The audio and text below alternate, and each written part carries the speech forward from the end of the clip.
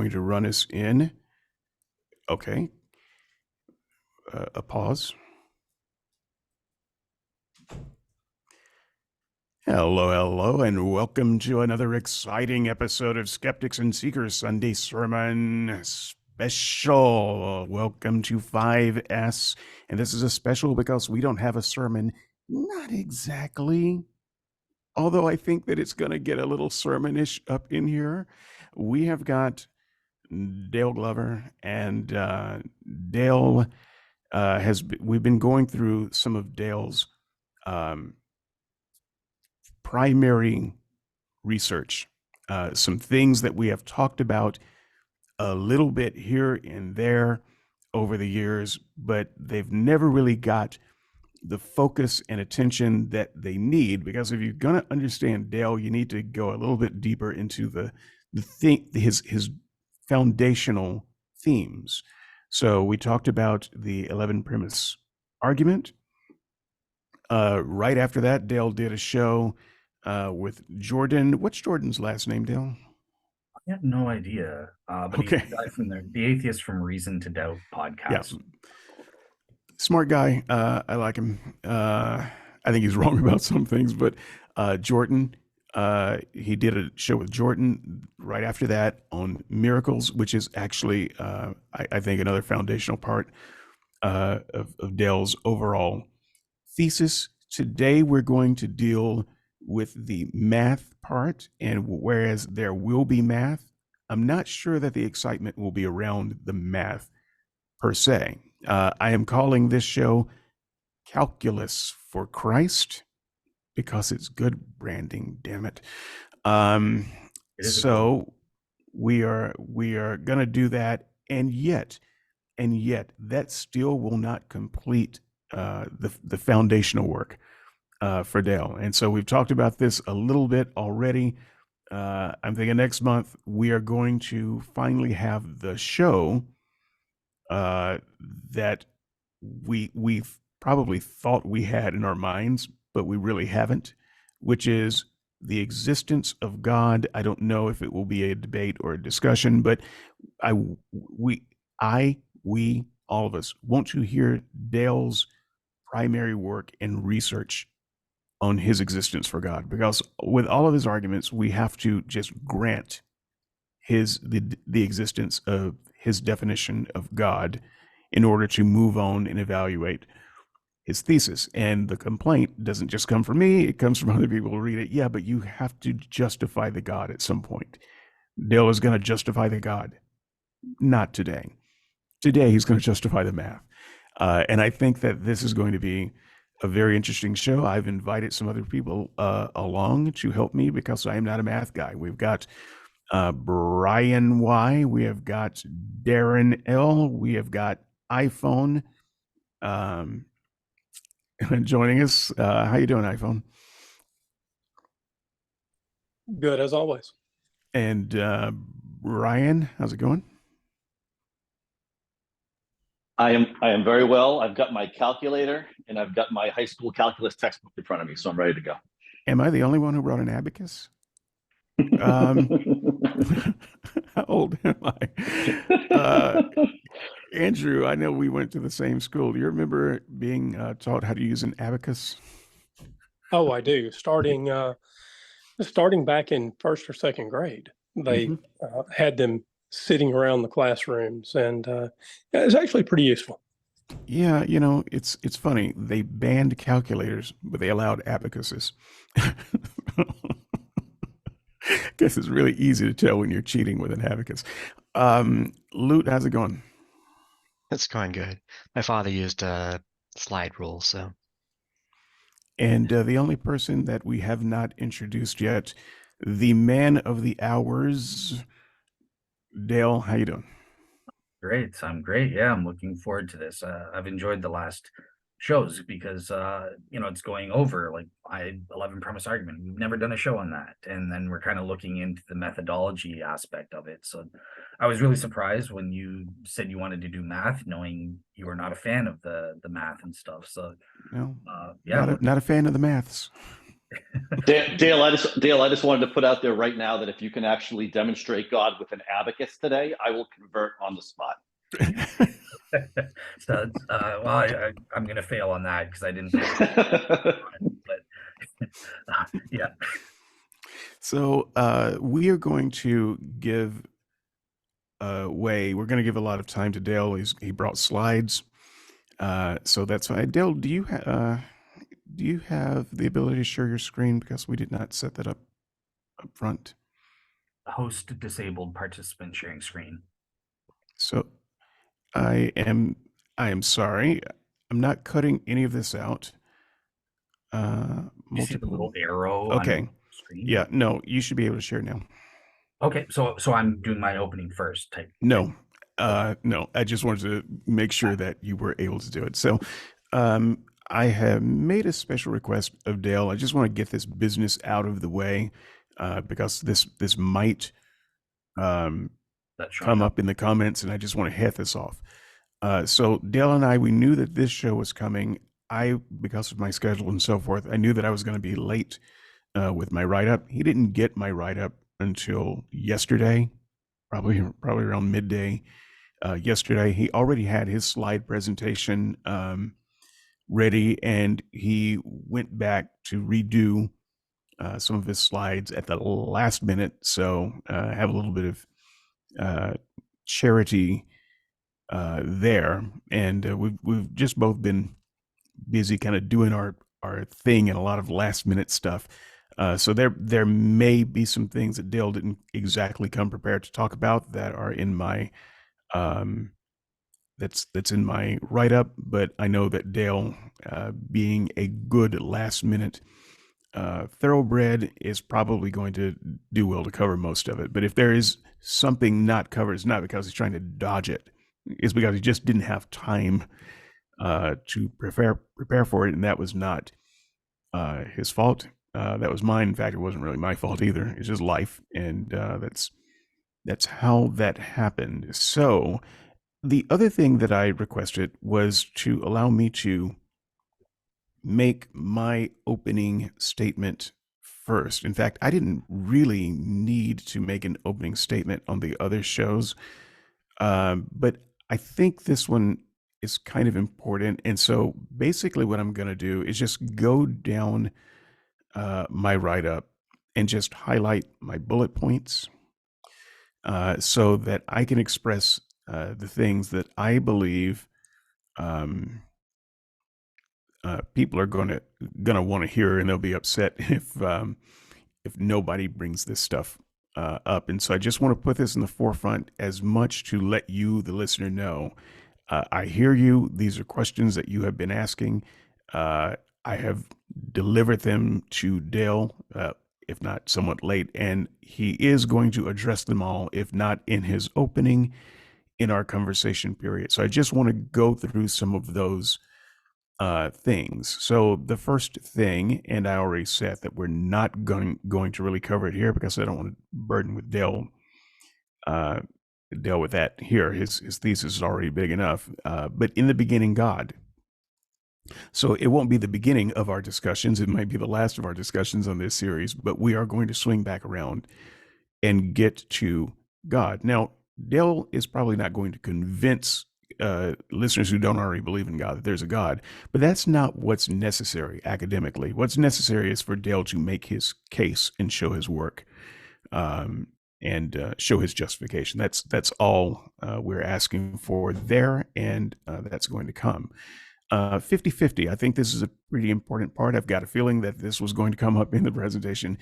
Anyway, Dale and I have gone around the houses on this. 50-50 is not a good starting point as far as a null position, in my opinion. I make a longer case for that than I'm going to make here. I'll just try to be very, very brief. If you put numerical, sorry, I'm popping the piece here. If you put numeric values on propositions, and then you sum all of the values, and you get 10% in favor of there being a God, great. If you start at 50-50, then that 10% you turn around and say, okay, it's 60% probability that God exists, and that's enough reason to believe. Except that's not true. It's not the math I understand.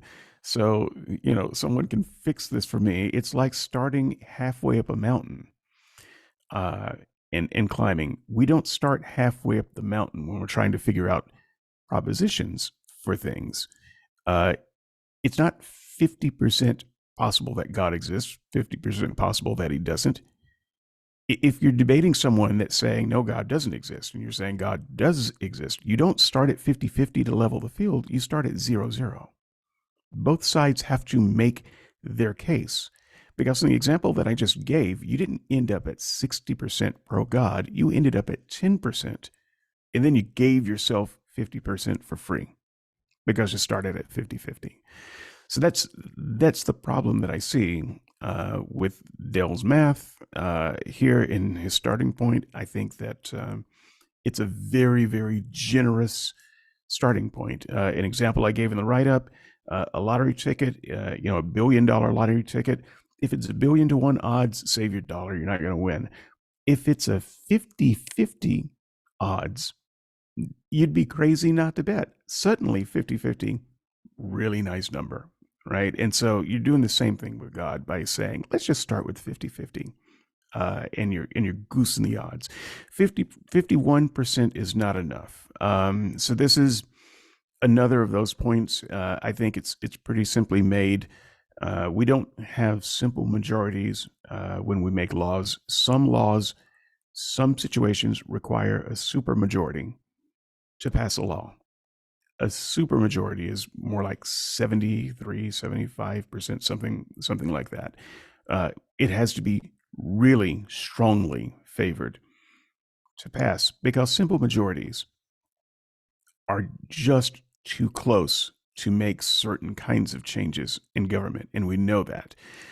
When it comes to safety, airplanes you don't need to have a 51% chance of success. No one would fly. You need to believe anyway that there's a really high chance that you're going to get to your destination. Otherwise, no one would get on a plane. 51% is not enough for everything. Now, it's enough for some things that aren't important, but we're talking about the proposition of our entire lives being spent in devotion to a God that may or may not exist, and we only have one finite life.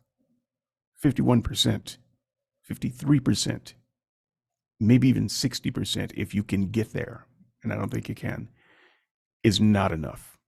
And what is enough? That depends. I'm not prepared to say what should be enough for everyone. I'm just saying that you automatically say, well, I got to 51%, and so you ought to believe. Not good. Forced belief. We don't have to spend much time there. I don't believe that we can force others to believe a thing simply because our math works out, and I don't think we can force ourselves to believe a thing. So even if I could follow someone's math, and maybe I can do it. Maybe Dale can do it. Maybe he can walk me through the math today and say, you see, this is an honest 62% or whatever. I would just say, look, I'm not great at math. You may be right. You may be wrong. But let's call it 62%. I still don't believe it, though, because whereas math is not about emotional numbers, belief is all emotion. It's not something that you do in your head. You can give assent to an idea and not actually believe it.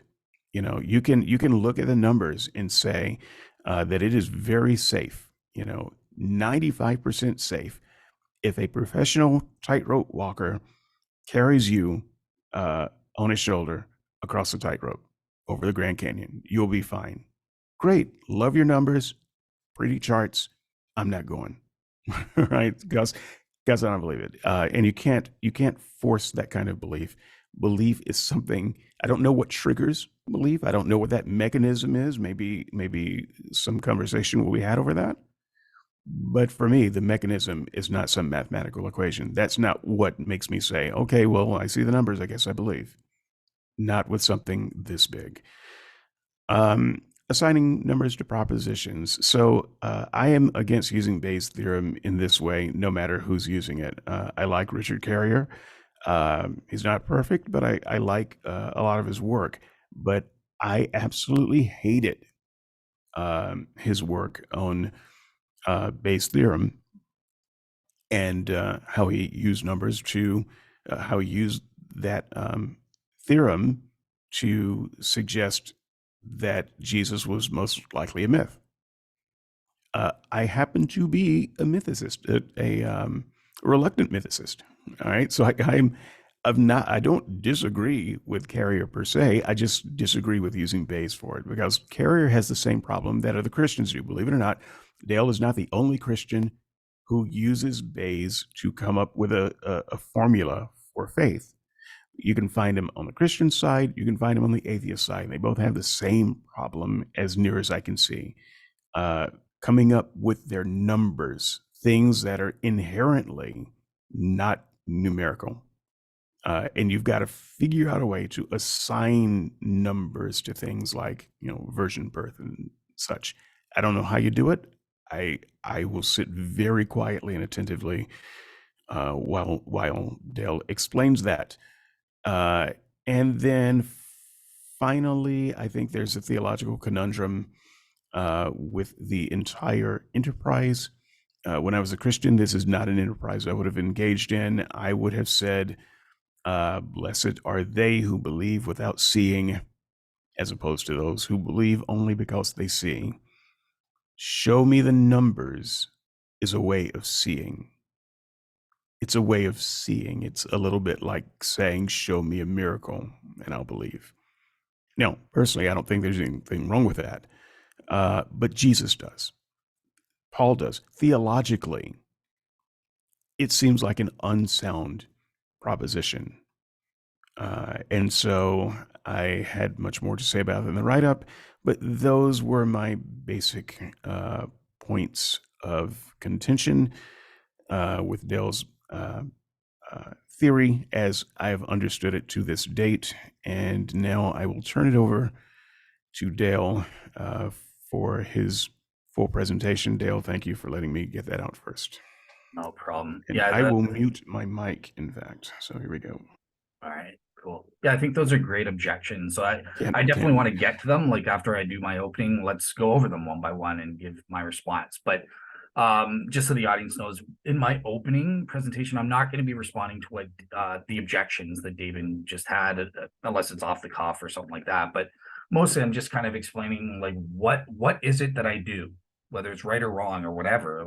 How do I use Bayes' theorem to make my decisions about religion? So on that front, share my screen, the video clips. So is that showing up, the slides, Calculus for Christ? Yep. Okay.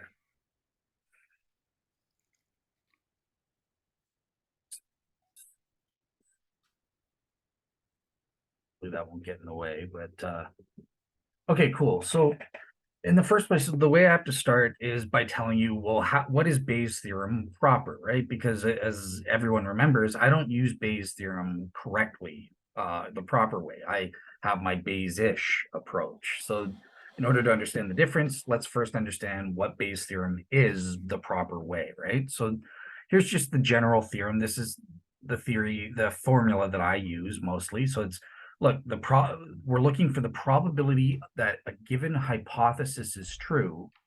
This symbol means given the evidence for that hypothesis and our background knowledge or evidence, okay?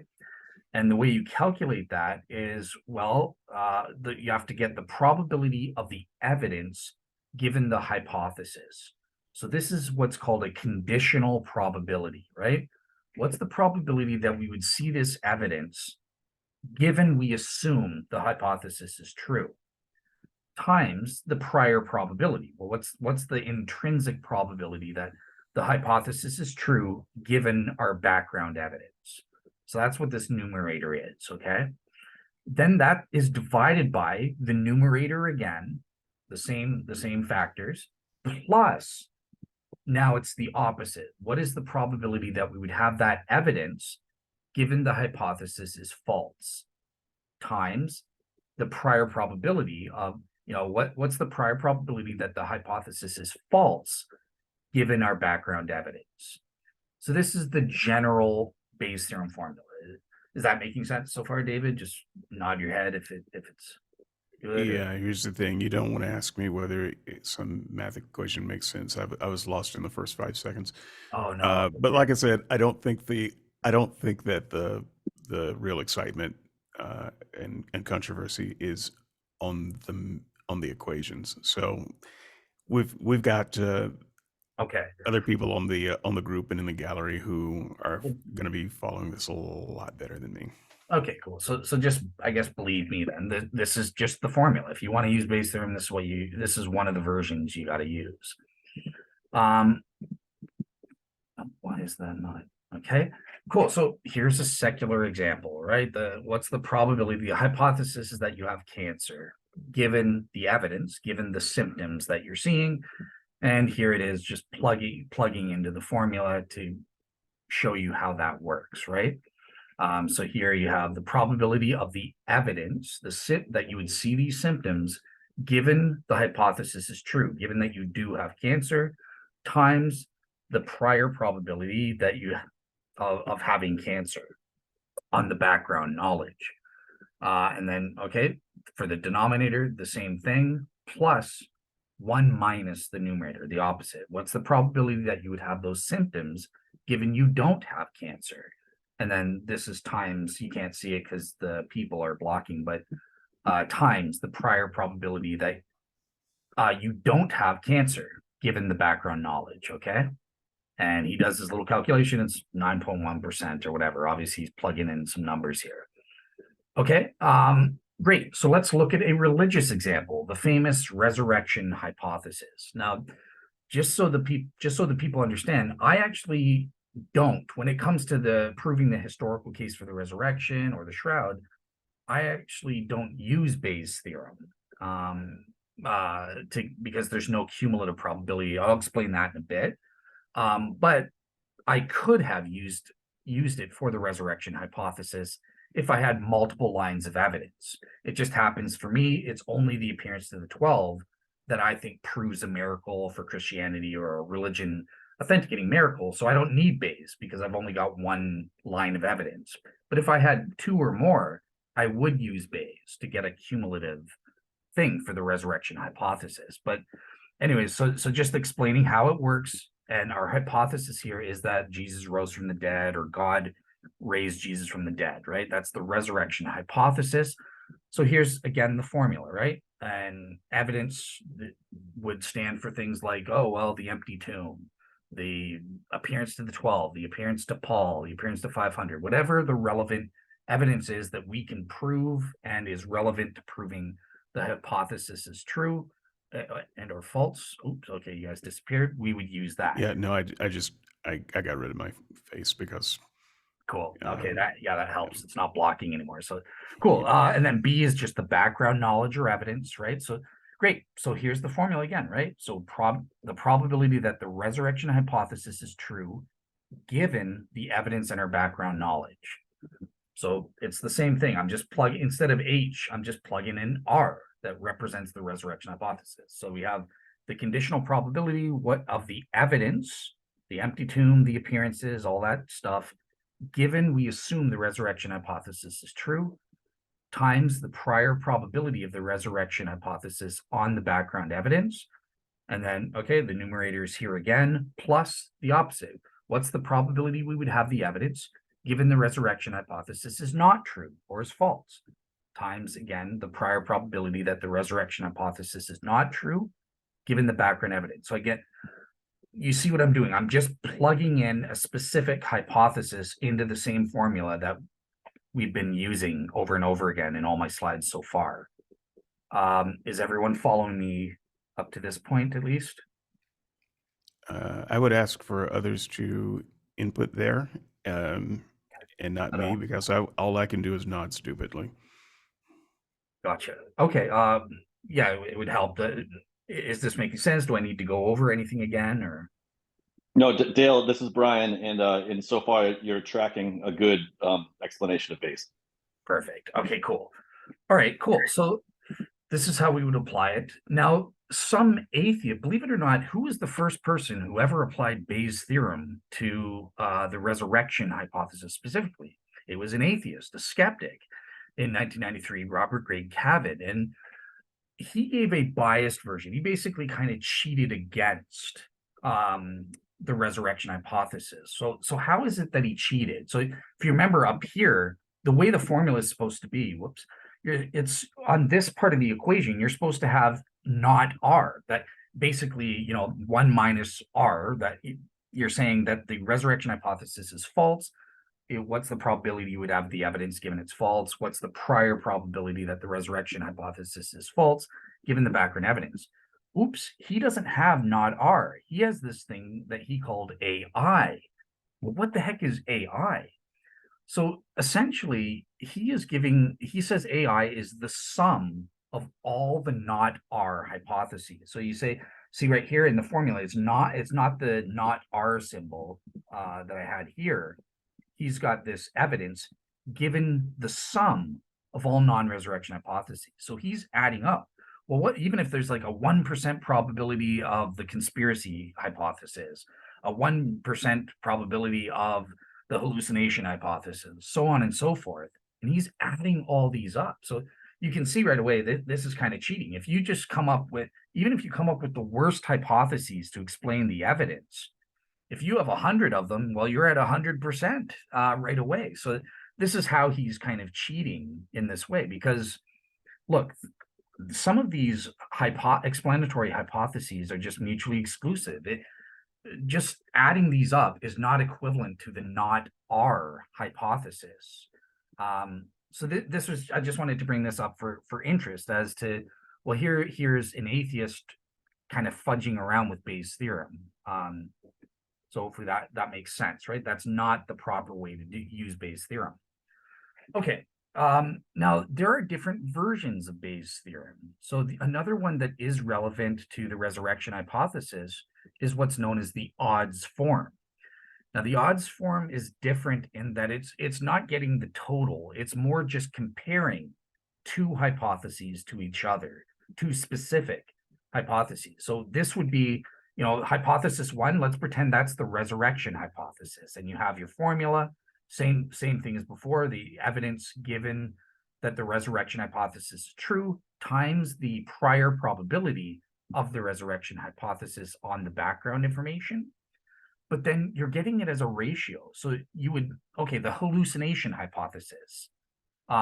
We've chosen that specific alternative hypothesis, and we're comparing, well, what's the probability of that compared to this? And if the probability of the resurrection hypothesis is higher than the probability of the hallucination hypothesis given the evidence, then you favor the resurrection hypothesis. I don't like using the odds form version because I don't think it really tells us about the truth. I think that we need to prove the resurrection hypothesis is more probable than not before we believe it, consistent with the evidentialism thesis, which I know David takes issue with, and we'll get into that when we get to his objections. But basically here, even if the resurrection hypothesis could only be proven 10%, as long as that's higher than hypothesis 2, then we should believe the resurrection hypothesis. That's what the odds form is kind of saying here. And that's why I don't like it. I don't use this in my calculations at all. But some people have, just so you know. Okay, cool. So here's a little note on the prior probability of the resurrection hypothesis, right? So there's actually a formula known as the Jeffrey conditionalization formula for how we can assess the prior probabilities. And I find a lot of atheists and skeptics assume that there's just a low prior probability on the basis of frequentist arguments and stuff like that, but nobody really goes through the actual elements for how we should calculate that, right? So in this case, what's the prior probability that the resurrection hypothesis is true given the background knowledge? Well, that is equal to the sum of, in the first place, what's the probability that the resurrection hypothesis is true given God exists and our background knowledge. And just so you know, for G, it's a little bit more than God exists. I also add that there has to be a detected religion authenticating context as well. But that's not normally a part of the formula. I'm unique in saying that I think you also need to add that little bit as part of G as well, because otherwise we're playing games of divine psychology. What is God, is there a context where God would will to do it or not, kind of thing. So anyways, so this is the formula, right? So that the resurrection hypothesis is true, given the background evidence and God exists and there's a religion authenticating context, times the prior probability that God exists, given the background evidence. And I would say that this is at least 50%, if not higher. But again, that's getting into assumptions of proving God exists and stuff like that. Let me ask you a question there before you go Sure. forward. Just a clarifying question. So you're not saying that God exists is a part of the background evidence, but it is a part of what you are calculating. Yeah. If it's Yeah. not background evidence, where does it fit into Bayes? It is technically speaking background evidence, but I wanted to make it clear that we're going beyond just like the background evidence in general when we were evaluating it. The reason I'm asking is because if it's background evidence, Mhm. then it wouldn't it need to be either undisputed or you would have to prove it if you're calling it background evidence. Definitely, yeah. I mean, that's the same for all background evidence, whatever it is, needs to be proven on a balance of probabilities, right? But Right. in this But case, from the person outside of, from the outsider looking in, it looks like you've loaded your equation up front with this only works if God exists. well, again, because remember, it is a conditional probability here, right? We're assessing it. It's not even necessarily saying that God does actually exist. It's just saying, look, what is the probability that the resurrection would be true given our established background knowledge and God exists? It's just asking, if God exists, what would the probability be that the resurrection would be true? So your math formula, once again, this is for clarification, I'm not trying to debate. Your math formula Mhm. is not something that you can use to prove the existence of God. No, of course So not. what are you trying to prove with it? We're trying to prove what is the probability that the resurrection The resurrection. hypothesis is true, Okay, given so all just of our, specifically the resurrection is what this formula is about. yeah, because that was the Can it be example. used for anything else? Yep, you can plug in anything. God exists, or Well, you couldn't chart plug of in God Trianism. exists because that's baked into the formula. For this specific example, yeah, but I'm just saying whatever the hypothesis is, you would have to factor in the background knowledge. And I'm separating out the G here because that's a kind of a key component of the background knowledge that would need to be assessed conditionally. Okay. So Right. if So that's I plugged why in I'm saying that's why I'm saying that you can't use it to prove God exists right, because it's a part of right. your background knowledge. And therefore, if you were trying to apply this to, well, let's figure out if God exists, you'd have to come up with another formula. Exactly, because this is about calculating the prior probability factor. This Okay. is we're specifically trying to find just this component Okay. of the general equation. Okay, All right. so it has nothing to do with the actual evidence and stuff like that. So yeah, but look, we also add to it, look, the probability that the resurrection hypothesis would be true given God doesn't exist, or there is no religion authenticating context, as I would include in here, kind of thing, right? But so that would be obviously be extremely low. This is where you would factor in perhaps the frequentist normal naturalist thing. Well, billions of people, none of them have just randomly risen from the dead. under the laws of nature, it would be extremely low, virtually zero, that the resurrection hypothesis would be true if God doesn't exist. So look, I know that we're going to swing back around to this when we open up the floor a little bit, but I just needed that for my own clarification. So Yeah, I understand this a little bit better. yeah. I don't like it better, but I at least understand. I understand it This better. is just how, yeah, this is just how the formula, like the key for you to remember is whenever you see this little line here, remember we're talking about conditional probabilities. What's the probability that the resurrection thing is true on the condition of our background knowledge and God exists or something? Okay. Same deal with this. It's just the opposite. What's the probability that the resurrection hypothesis is true on the condition that God does not exist? And would it be fair to say that based on this formula, if we made the condition God does not exist, then you would land on the resurrection would not be true?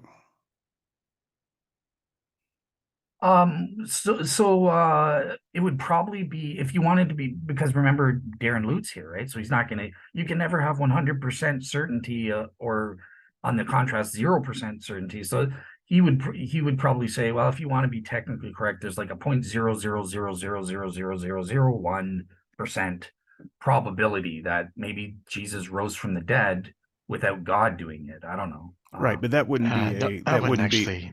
that wouldn't be something that you would put faith on. All I'm saying is that the proposition would fail if you took out the precursor that God exists.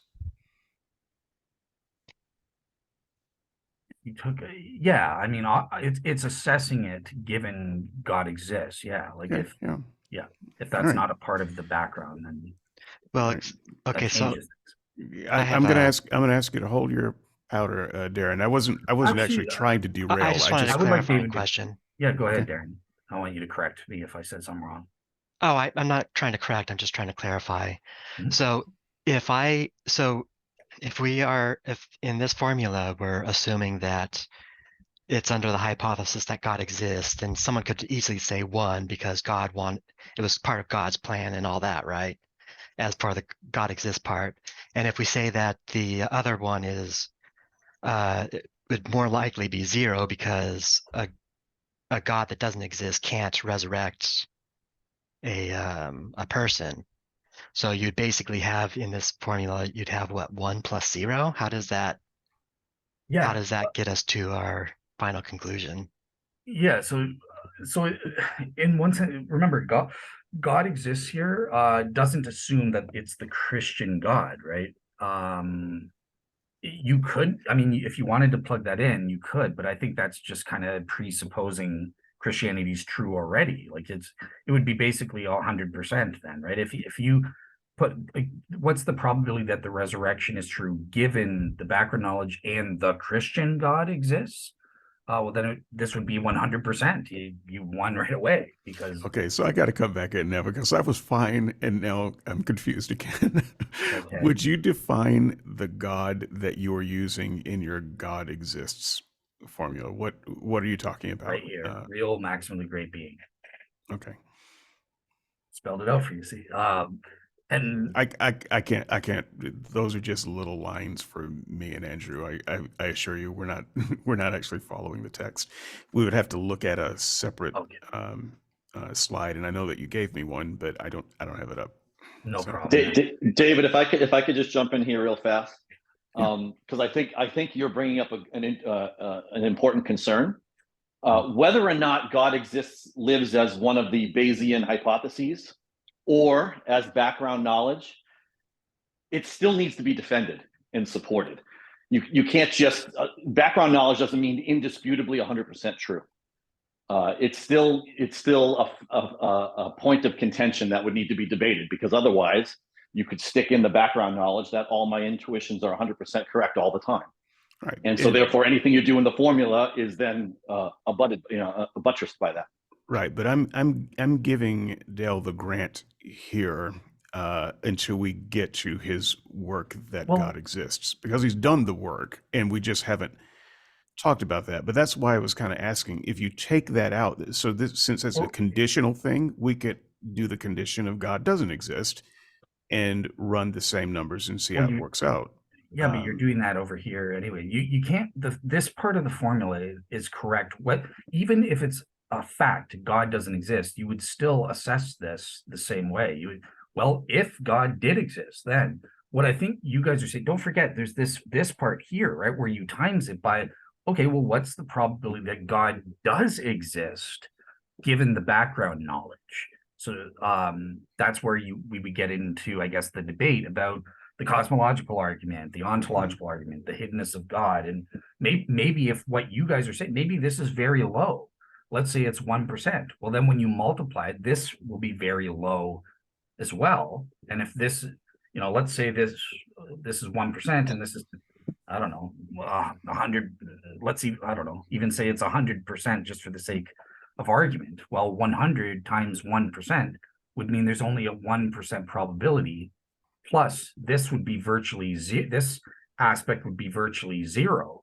So that would mean you would still have this very low prior probability that the resurrection hypothesis is true. Sure. So I think you're not saying it just because I want you to make I want the audience to know I'm not trying to derail you or be rude. So I think the thing, one of the things that confused me here was it sounded like you were plugging in the Christian God as a part of your formula.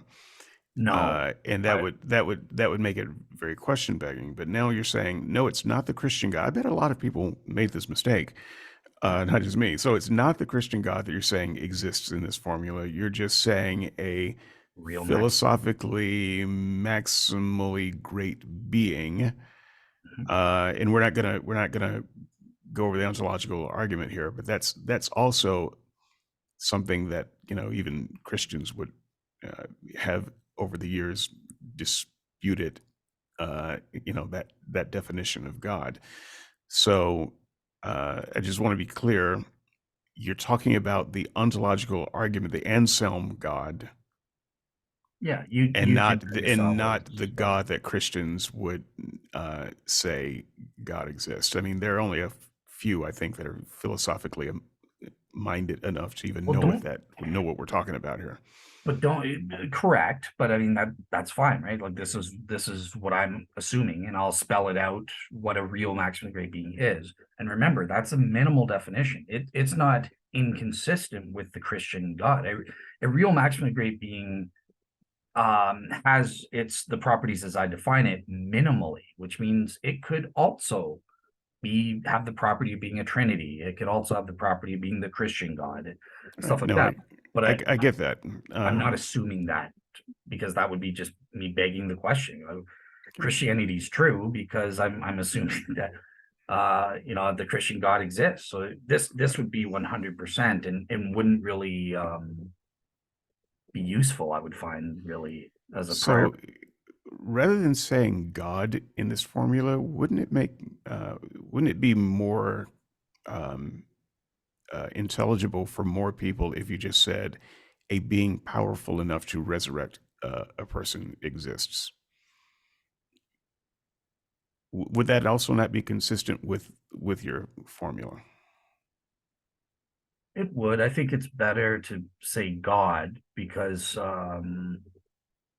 obviously that's going to play a role in my consistency and stuff like that. Like if you're talking about some alien or something that has enough power to raise someone from the dead, that's not really going to be useful when we're talking about is there. Right, but you're also not talking about the Christian God, and so people are going to assume that you're talking about the Christian God because that's the God that they know. And so when you say God exists, they're going to, that's what they're hearing. Look, I've made the objection that I've made. I understand what you're saying, and I really feel bad, and I want you to get back to your case. I want to make sure you guys are understanding it. So you're right. It's just irrelevant, is what I would say. Like I don't care about. Yeah, we can assess what's the probability that Jesus would rise from the dead, given the background knowledge and a cue from Star Trek or something like that. It's just it's prejudicial that you call it God.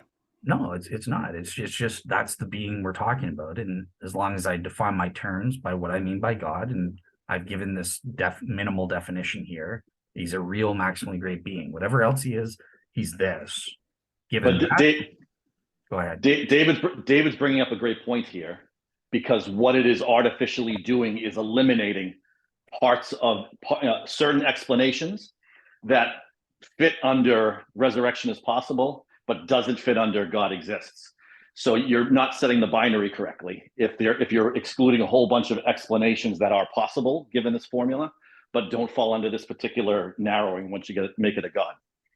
Well, so no, I'm not, Brian, because remember, so this is, we're doing God, but don't forget plus here, given not God. So this would include Q as well, potentially, or or all non-God beings that have the power to it. So maybe this isn't virtually zero. Maybe naturalism is false and we have this supernatural non-God being. Okay, so fine. If you want to say this is 90% too, great. This is an addition, right? So the more the merrier. This will help raise the prior probability of God. If you're of the resurrection hypothesis, sorry. No. What it does is it raises the probability of the resurrection happening, but God not existing. And you can't throw that out of the equation. You got to make sure it's part of the equation. Okay. So what you're saying here, yeah, and so yes and no, right? So I would agree with you. Some Christians, so Gary Habermas, Mike Licona, William and Craig, you've got to watch them, because when they debate, it's not, I'm not going to call it a subtle trick, but there's nuance. When they define what is the resurrection hypothesis, they're not assuming God's involved in that stuff, right? They're just saying the hypothesis is Jesus rose from the dead.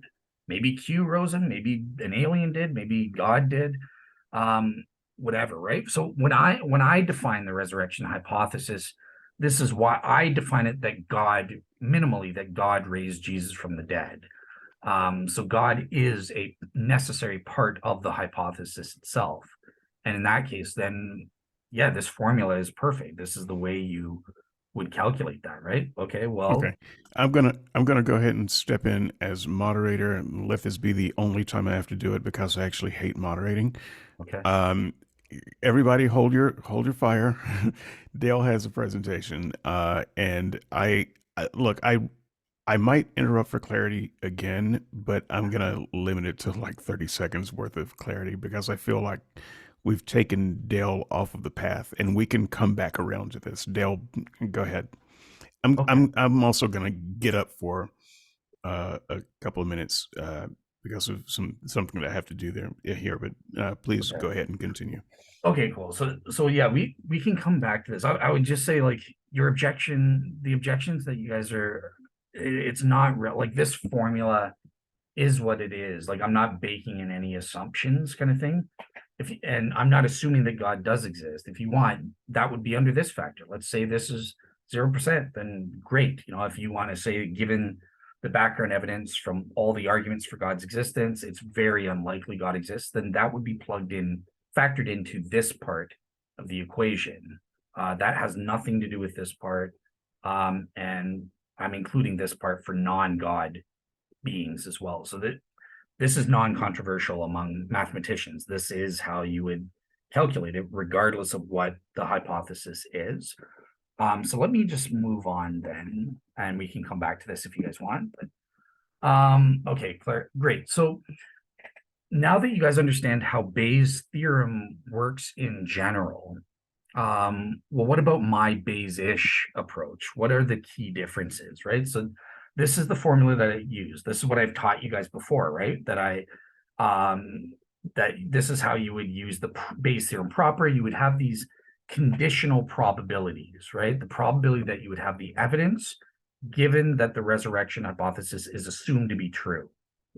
On the opposite end, well, what's the probability that you have the evidence given we assume that the resurrection hypothesis is not true, is false? So these are the conditional probabilities.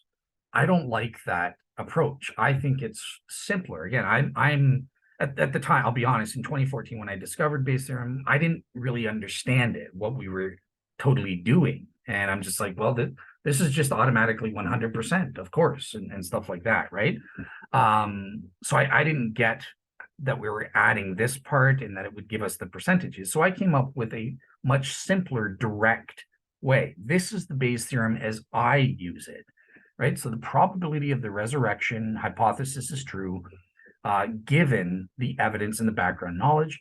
But then, whoops, I don't really have a conditional probability here. I have this direct, that the resurrection hypothesis is true given the evidence that we have. And obviously that's referring to the sum of the evidence. So if I think the empty tomb proves the resurrection and the appearance to the 500 and the appearance to Paul, I would get the sum of all three of those evidences proving the resurrection hypothesis is true. So you see that this is the evidence given that we assume the resurrection hypothesis is true. What I do is just basically I just plug in through my subjective probabilities the value for R given E kind of thing. And same on the opposite, not that the resurrection hypothesis is false given the evidence that we have, all the relevant evidence. And then this is the same. This is just the prior probability factors. So everything in the equation is true. This is the only difference that I do. I just give this direct probability per evidence factor that I think is relevant, that actually says 51% or more the resurrection hypothesis is true. Now, obviously, that isn't just, I don't just go the empty tomb and then just assume the resurrection is true. I provide my objective reasons behind the subjective probabilities that I give, and I write that out. So that is available for everyone to assess objectively, whether my reasons are good or not. But the point is, at this point in the mathematical formula, this is where I plug in my subjective probability values that, in reality, the appearance to the 12 is the only evidence that I think would prove the resurrection. So if I were using this, I would plug in that as 57%, because that's what I got back in 2018. So 57% would go in this factor. And then I would plug in all the rest of the stuff, right? This, in terms of the not R, the way we calculate that is it's 100% minus, in this case, it would be 57%. So that this factor would be 100 minus 57, whatever that is, 33 or something. I don't know what it is, but that's what we would plug in here. And that, again, that's just part of the formula, 1 minus whatever the numerator is for each of these factors. For the prior probability, we all know this is where I put in 50%. Well, on this front, 100% minus 50% is 50%. So that would be plugged in there. So that's the contrast. What is the difference? It's just these factors in red. I just directly give subjective probability values for this. And really all I'm doing is factoring in the sum of all those evidences, as well as factoring in the prior probability. I'm not using conditional probabilities where what's the probability we have the evidence if we assume the resurrection happened. I'm not getting involved in that stuff. So I hope that's clear as to the difference. Okay. And I gave a comparative illustration here. So, okay, so again, for the sake of argument, let's just assume the prior probability of the resurrection hypothesis is 50%, just for the sake of illustration. I know you guys take issue with it, that's fine, but and then we have the following evidences, the empty tomb, and each of these are relevant, meaning they prove on a balance of probabilities that the resurrection hypothesis is in fact true. So the empty tomb, the appearance to Paul, the appearance to the 12, and the appearance to the 500. And I'm saying, just for the sake of argument, pretend these are my subjective values, right? So, okay, so the proper Bayes theorem. Okay, well, what is the conditional probability that we would have the empty tomb given the resurrection hypothesis is true? Well, that's 100%. Okay, what's the probability that we would have the evidence from the appearance to Paul given the resurrection hypothesis is true? Again, I actually, in reality, these are all 100%, but I made up different values just to mix things up a bit, right? But okay, so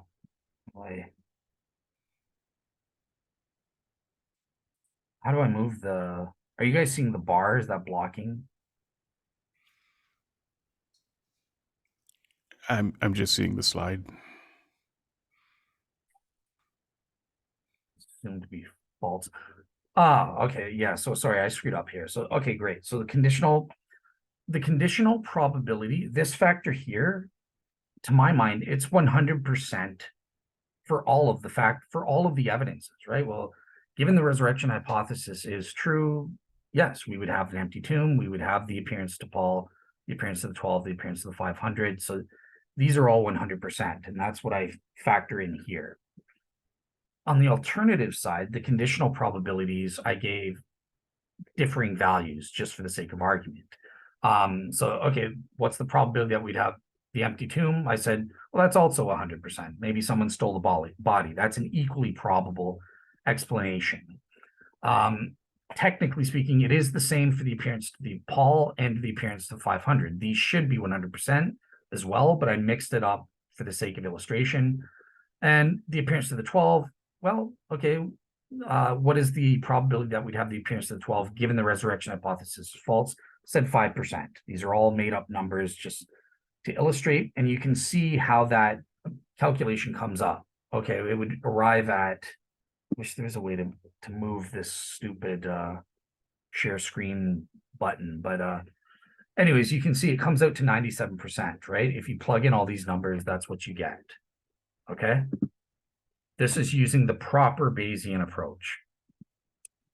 Using my Bayes-ish resurrection hypothesis with the direct probabilities, it's actually more conservative, more skeptical. It produces lower results consistently. So again, assuming the prior probability is 50%, just like we did above. And then for each of the evidential factors, empty tomb, I assign, well, that proves, let's say 55% that the resurrection hypothesis is true. Appearance to Paul, that's 70%, appearance to the 12, 80%. And I also threw in this little trick here because this is relevant to one of David's objections later where he's misunderstanding. So let's say the appearance of the 500, pretend I'm only convinced that 30% proves the resurrection hypothesis is true, right? So I'm plugging in the formula. Okay, we got 55 for the empty tomb, 70% for the appearance to Paul, 80% for the appearance of the 12, and then, oops, where's that 30%? Why am I not putting the 30% in here? And it's because I'm not doing what David thinks I'm doing. I'm not asking this, what's the probability that we have evidence for the resurrection or proof that the resurrection is true? No, the hypothesis is, what's the probability that the resurrection is true given the evidence? The evidence is supporting that hypothesis. It's not a part of the hypothesis itself. So in Bayes' theorem, if I were to plug 30% in here, that would artificially lower the overall probability. I would not arrive at 92%.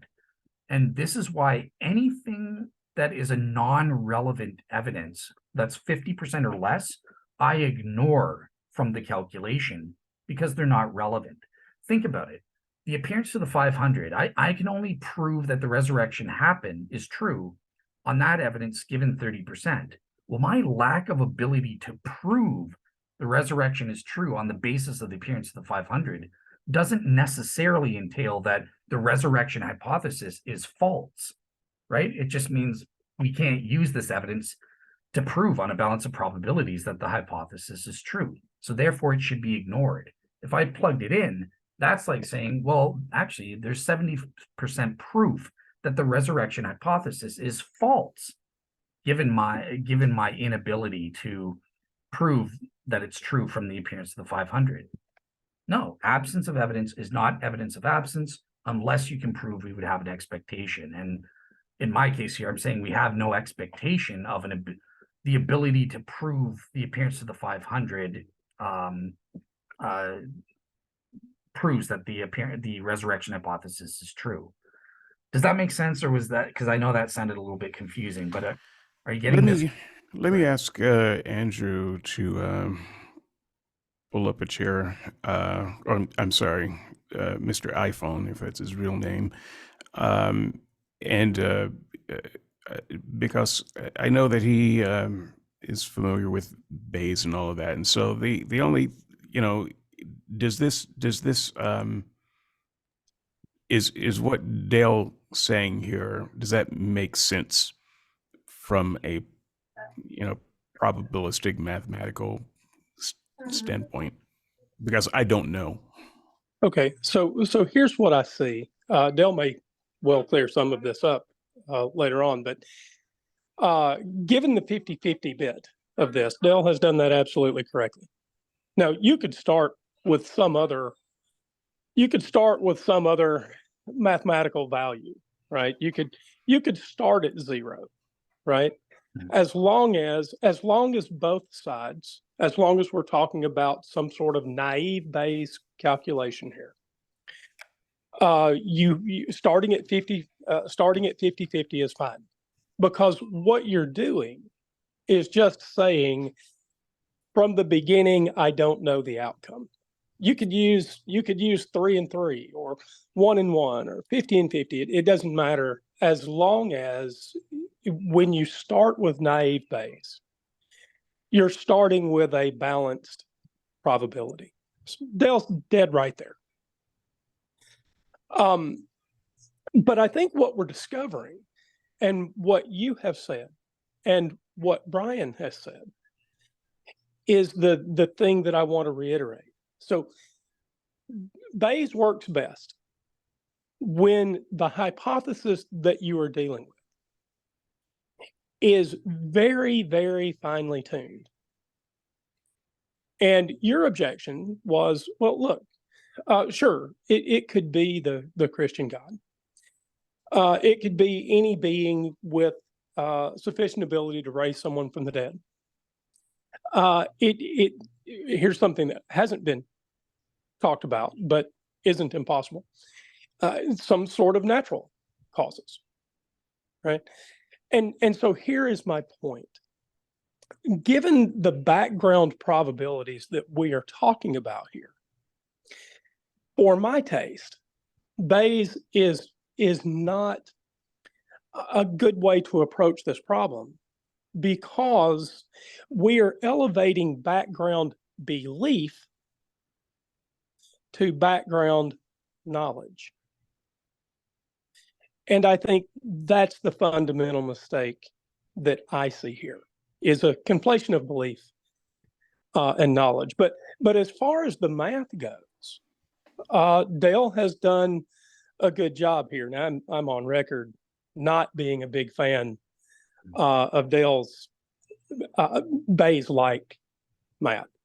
I haven't changed my view there, but Dale has done a good job of describing Bayes, of describing the conditional probabilities, of talking about where counter arguments would fit in to the Bayes formula.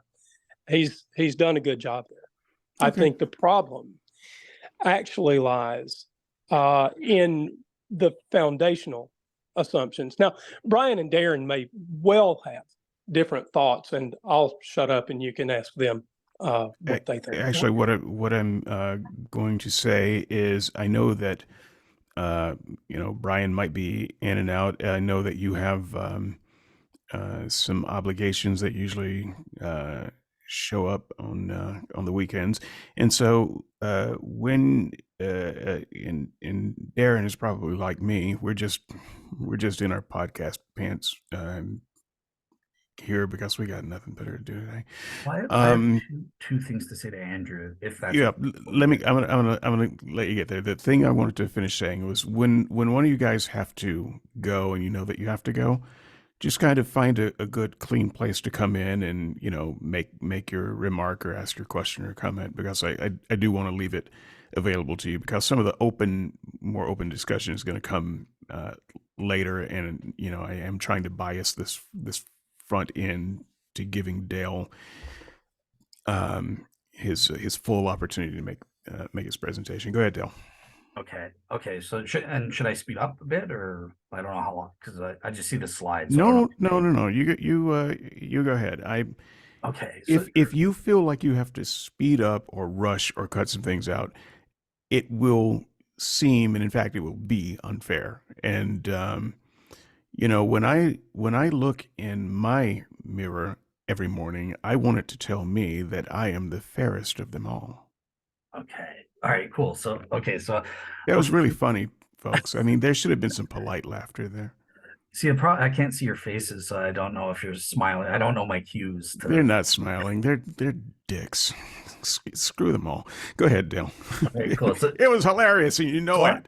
So I am, in a sense, I'm really glad to hear Andrew say that he agreed with me, because to my mind, this is a change. When I was on his show, 4A, it sounded to me like he was pretty insistent. No, it's got to be 0-0. So now from my understanding, you have changed there. There is just one thing I want to disagree with you on, because again, the prior probability, I'm just assuming it's 50% for illustration purposes. I have a slide coming up where we look at the prior probability and debate that a bit more, differences. But one thing Andrew said that's wrong is he said, well, as long as you put 3% here and then 3% here, as long as whatever percent you put is the same, it's not going to affect the calculation. That's not true at all. If I put 3% here or 3% down here, that is grossly going to affect the calculation. And hold on, not quite what I said. Let me just clear this up. Sure. I was talking about the starting probability. So with Bayes, with naive Bayes, you start off at it's 50% true or false, in essence. Okay. And you could start with some other naive number. You shouldn't, because it would just be very strange. But you could start with 0-0. And if one probability turned out to be greater than the other, one turns out to be 6% likely, and the other turns out to be 5% likely. As long as you started with a balanced number on each side of the equation, the math would still work perfectly fine. We start with 50-50 because we tend to think in terms of percentages. But if we used hexadecimal, for instance, and we started with 8 and 8, we'd come out with some hexadecimal value. But as long as the beginning probability was balanced, it would still be a naive Bayesian outcome. Now, okay, just so I'm understanding those, so you're saying this whole factor is like 3% and or something like that, because the only thing, if you want to, you have to start at 50%. If you're giving a naive thing that's 3% or whatever, you're kind of baking in the evidence or background knowledge or something. No, in there to be, because if I did that, like let's say I plugged in 0% for this, what you're going to get is 0% basically, because 0%. Right, which is why I didn't start with 0, because multiplying or dividing by 0 turns out to either be 0 in the case of multiplication, or undefined if you're dividing by 0. Okay, I'll come back to that thing, because I'm not sure if we're totally agreeing or not. So, all right, cool. I might be misunderstanding what you're saying. You are, but let me leave it with this. Starting with a balanced probability is the right place to start. So you start with you start with some balanced probability like 50-50. And you could use any numbers in place of 50-50 as long as it was balanced, and you recognized that the outcome, if one was greater than the other, the greater of the two would be most likely. But 50-50 is what we do with Bayes. And it's also the way we think, which is why we use 50-50. It's a coin toss, right? The outcome before the analysis is equal. Because you do this factor here, this is supposed to be 1 minus whatever the numerator is. So if your numerator was 3%, this would have to be 97%. So that's the only. Again we're. I did misunderstand. Okay, cool. Fine. We'll get to that in a bit. But here's the question that I wanted to get that's key to this slide. So this is talking about not the prior probabilities, but this specific aspect here. Do you think I'm right as to why I'm excluding? I'm not multiplying by 30% because, look, the 30% is just saying this is how David understands. Like I've only got 30% probability that I can prove the resurrection hypothesis is true, given the appearance to the 500. Again, this is just a made up number, but it's below 50%. And so I just ignore that because my inability to prove the resurrection hypothesis on the basis of the appearance to the 500, just because that evidence happens to be weak, we don't have multiple sources or something, that does not entail the falsity of the hypothesis, right? Unless you can prove that somehow, well, we would expect to have better evidence for the appearance of the 500. So does that part at least make sense as to why I'm excluding the 30% from this calculation here?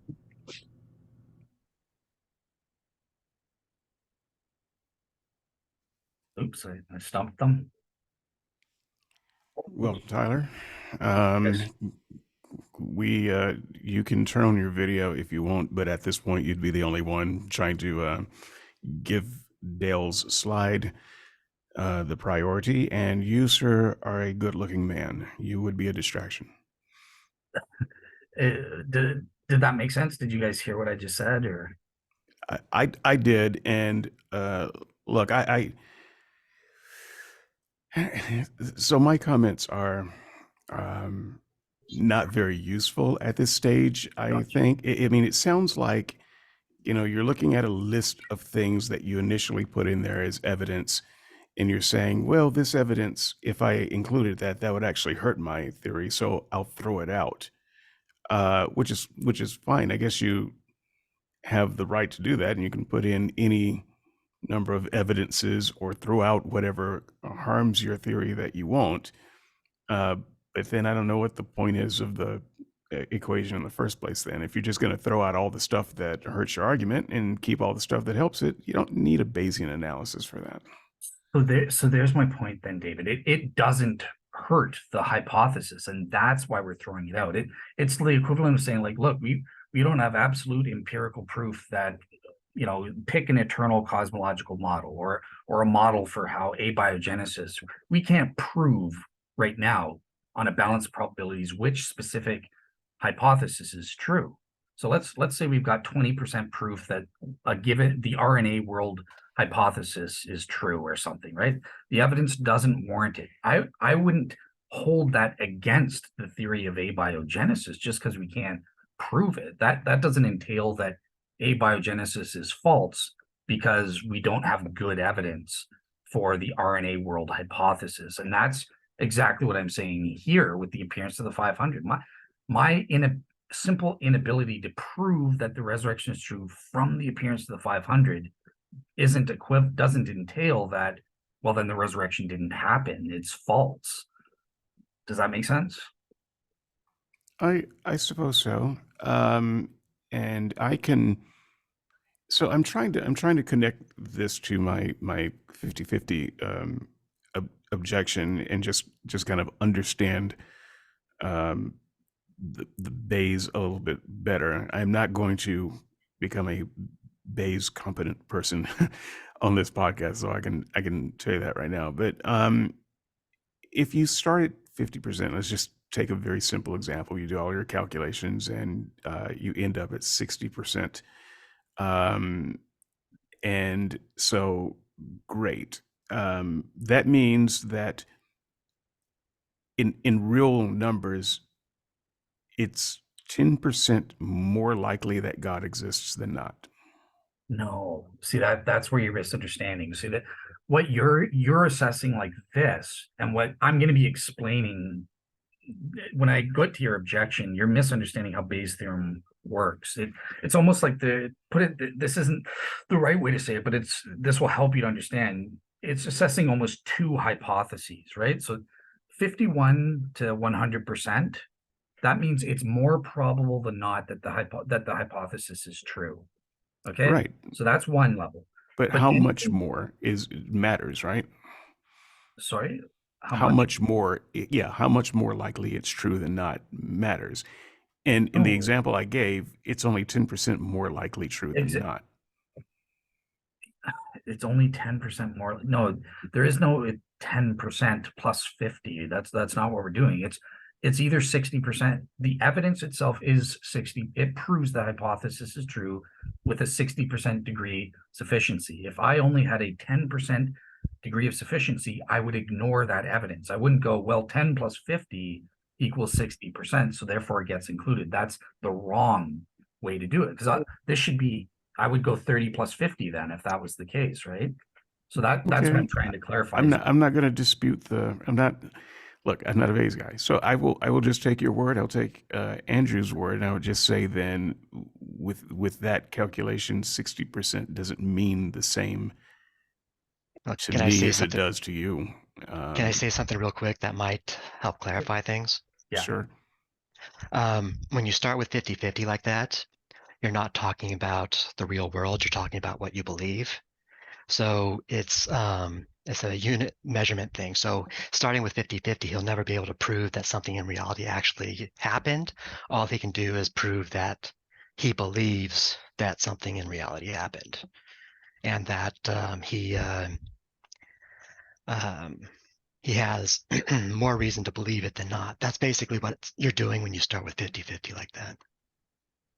Okay, well, I'll answer that in a bit, but again, this has nothing to, regardless of what this is, 50-50 doesn't matter to the point that I'm making here. This is only about this factor, and I'm just trying to say I'm excluding anything that's 50% or less does not prove that the hypothesis is probably true. The way Bayes understand it, if you have 49% to 0%, that is a separate, Bayes understands that as a separate hypothesis. You are claiming positively it is not true. The hypothesis that Jesus rose from the dead is not true, and we can prove it to whatever degree, kind of thing. That's the way Bayes understand it. And I have some proof here.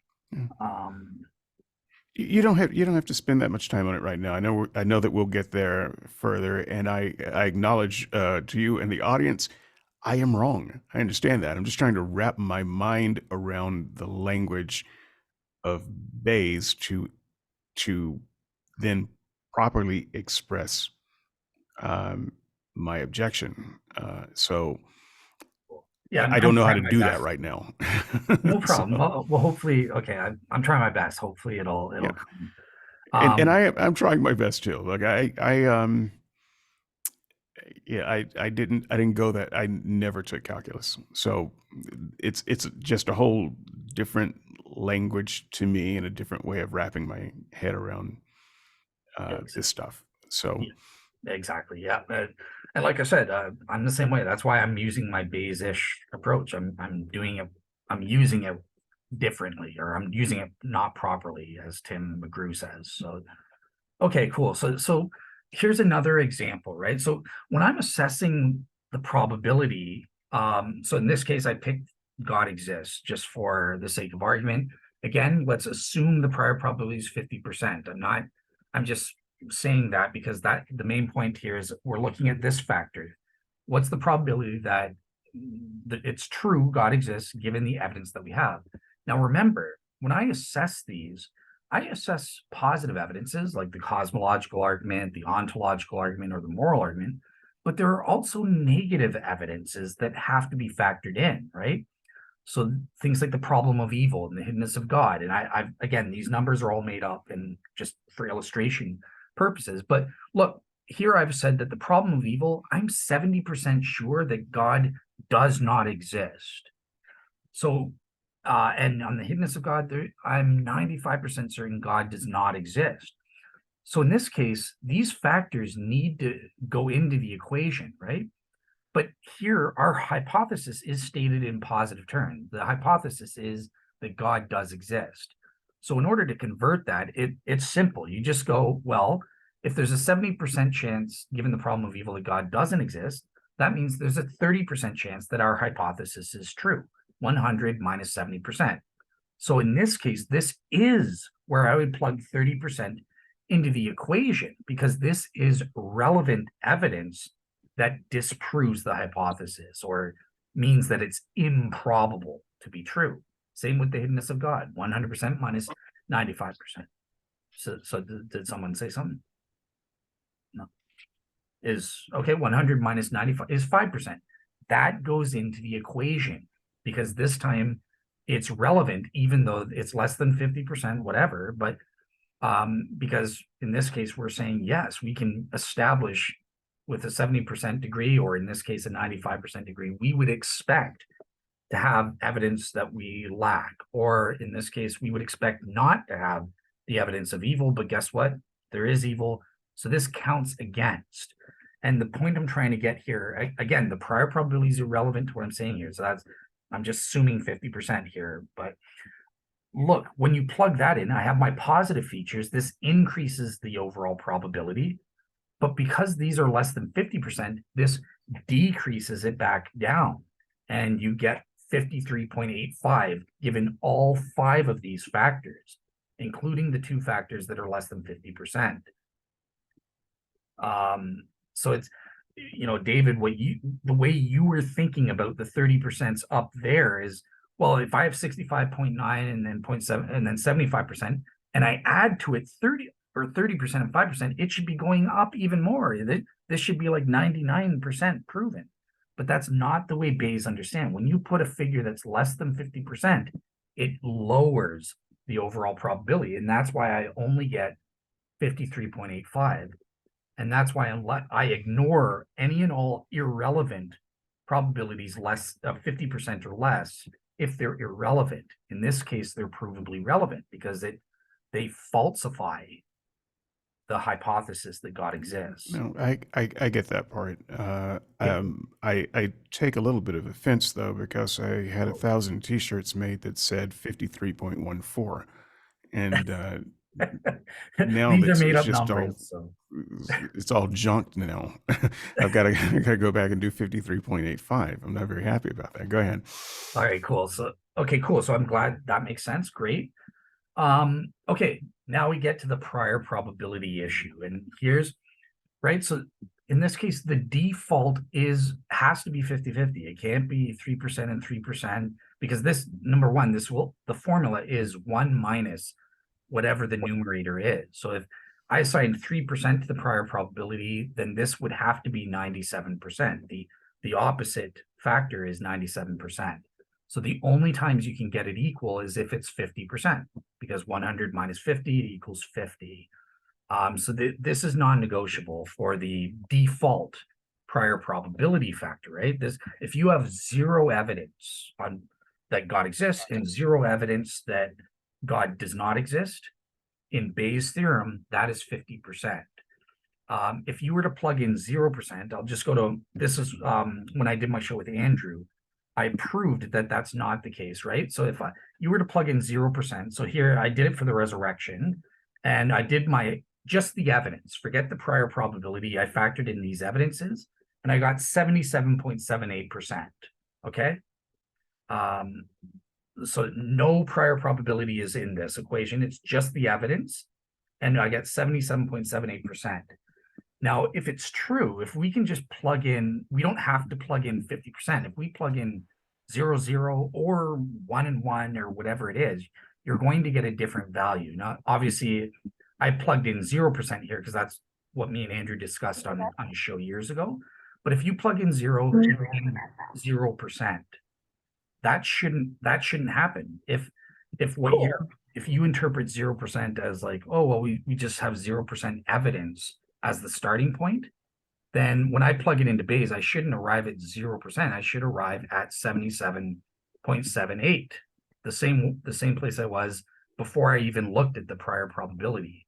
But that's not true, right? So the only thing that leaves unaffected is when you plug in 50% is the prior probability, and look, 77.78%.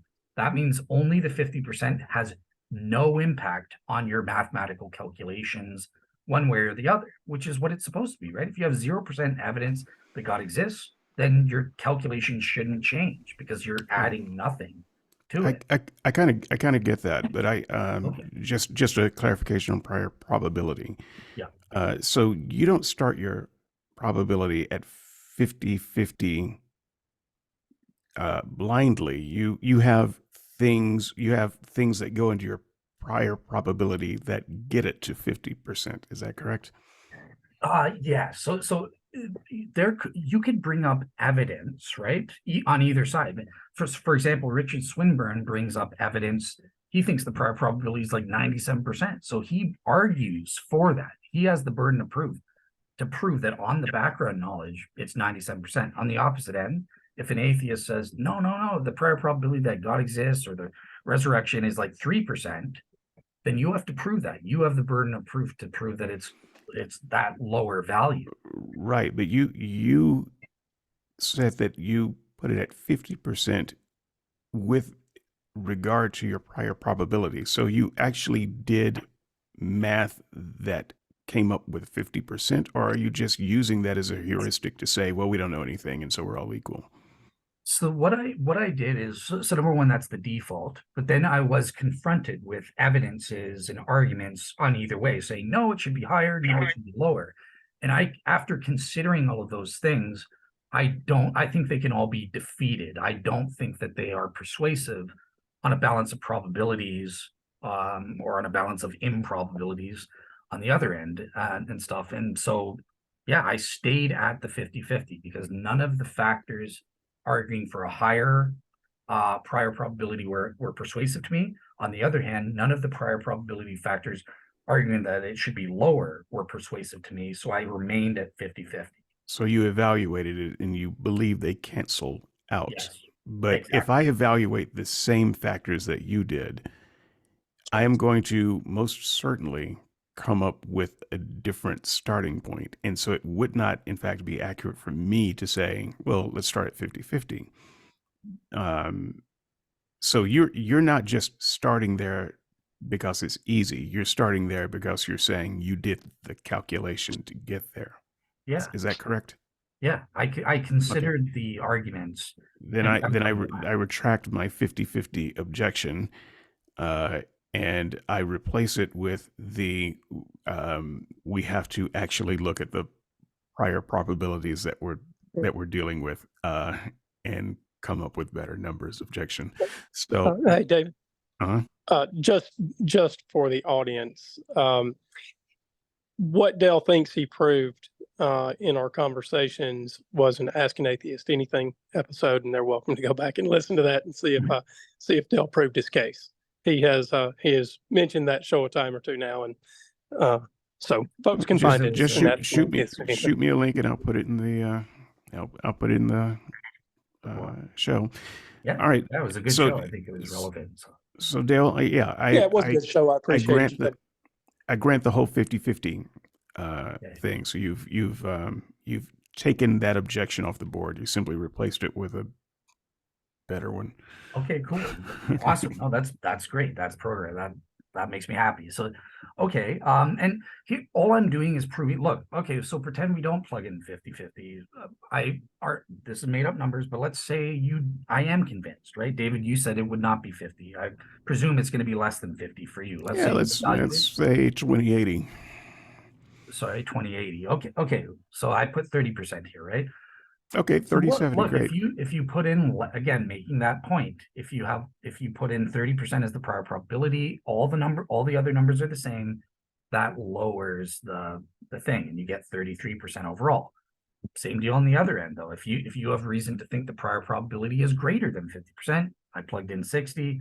Look at that, you get 62.63%. So this is just showing how the numbers affect, but it sounds like you've got that point. So no, I do, and the clarification that really makes the difference for me, and the reason I'm willing to give up that point so readily, is because you are saying that you did the math. I don't even need to know the math. You did the calculation, your emotional numbers, and you came up honestly with 50%. It wasn't a lazy, let's just start at 50% because you agree, though, prior to doing the work, though, would you agree the default, pretend you were not privy to any of the arguments on either side for the background knowledge, the default is the 50-50 in Bayes' theorem. That's where you got to start. If you don't have any arguments either side, because that's going to be relevant to your lottery example later. Yeah, I think we get sidetracked with that question because that's not what you did, and that's not what I'm doing. So we come up with our numbers honestly. But that said, David, can I jump in here for one quick second? yeah. I just wanted to affirm what Dale's saying. If you truly are completely 100% naive, and this is the critical part, and it's an actual true dichotomy that you're evaluating, then the starting point default is 50-50. Yeah, I can also be truly naive about whether person A, B, or C is going to win a race. But my default percentages then should be 33%, 33%, 33%. So it's critical that what you're creating is an actual true dichotomy before getting to a proper default of 50-50. Yeah, I agree with right. all that, and I think that's a fair clarification. So yeah, that is a great point. And all my calculations are a simple binary choice, right? Either the hypothesis is true or the hypothesis is false. So that's why for me fit. But yeah, you're absolutely right. Like in probability theory, if you had like 3 equally probable options, then yeah, the probability that any one of those would be selected randomly is 33%, 33%, 33% kind of thing. So you would do it that way. But yeah, with my numbers, it's all simple. I'm trying to do this for the reasonable real secrets. It's just look, I understand that, but we're not eliminating. eliminating background knowledge here. So we're not assuming that Right. no one has any background knowledge. Yeah. And in the real world, we have background knowledge for all kinds of stuff, background beliefs for all kinds of stuff. And so that's why the background knowledge numbers have to be honest to start on the right percentage. Because if you don't, then as you illustrate it, you'll end up with, possibly wildly too high numbers or wildly too low numbers. And so you have to do the background knowledge work before you start doing the other work. Agreed. Okay, so this is great. So for all these years, when you guys were rejecting my 50-50, it's because you thought I just had the default and I refused to even look at the background knowledge and consider That's what I that. thought. So, Okay. It wasn't what I thought, by the way, but I still reject it. Okay, cool. So we can still deal with that objection then. So that's the end of my opening speech, and I've got my slides for David's objections. So what do you want me to do at this point, David? Like, do you want to? let's have Darren give his objection since he's the last man standing on that particular objection. Okay, so go to the 50-50. Okay, so this one right here, number 2. Well, my objection isn't necessarily that the math doesn't work out. My objection is that the math doesn't say what you think it says when you start with 50-50, because in order to start with 50-50, you have to literally have no background knowledge. And if you have no background knowledge, you have no right to say that something has a 50% chance. Because at that point, you're making a statement of ignorance, not a statement of something you know. And it's a GIGO problem. Well, what if in my case, right? So what David's learning is that I'm not in a state of ignorance. I've considered the background arguments and stuff like that to the best of my ability, and I found them all wanting. And so in that case, I am still left at the 50-50 thing. Right, but then you've got actual background knowledge that you've come to the conclusion that 50-50 is a correct percentage. It isn't that just assuming 50-50 isn't right, because it's something that's like, for example, logically impossible. It does not have a 50% chance of existing or not existing. Right. You may be in a state of ignorance, so you don't know if it is even possible, and you can claim that's 50-50, but at that point, that 50-50 is a state of ignorance, not a state of knowing something.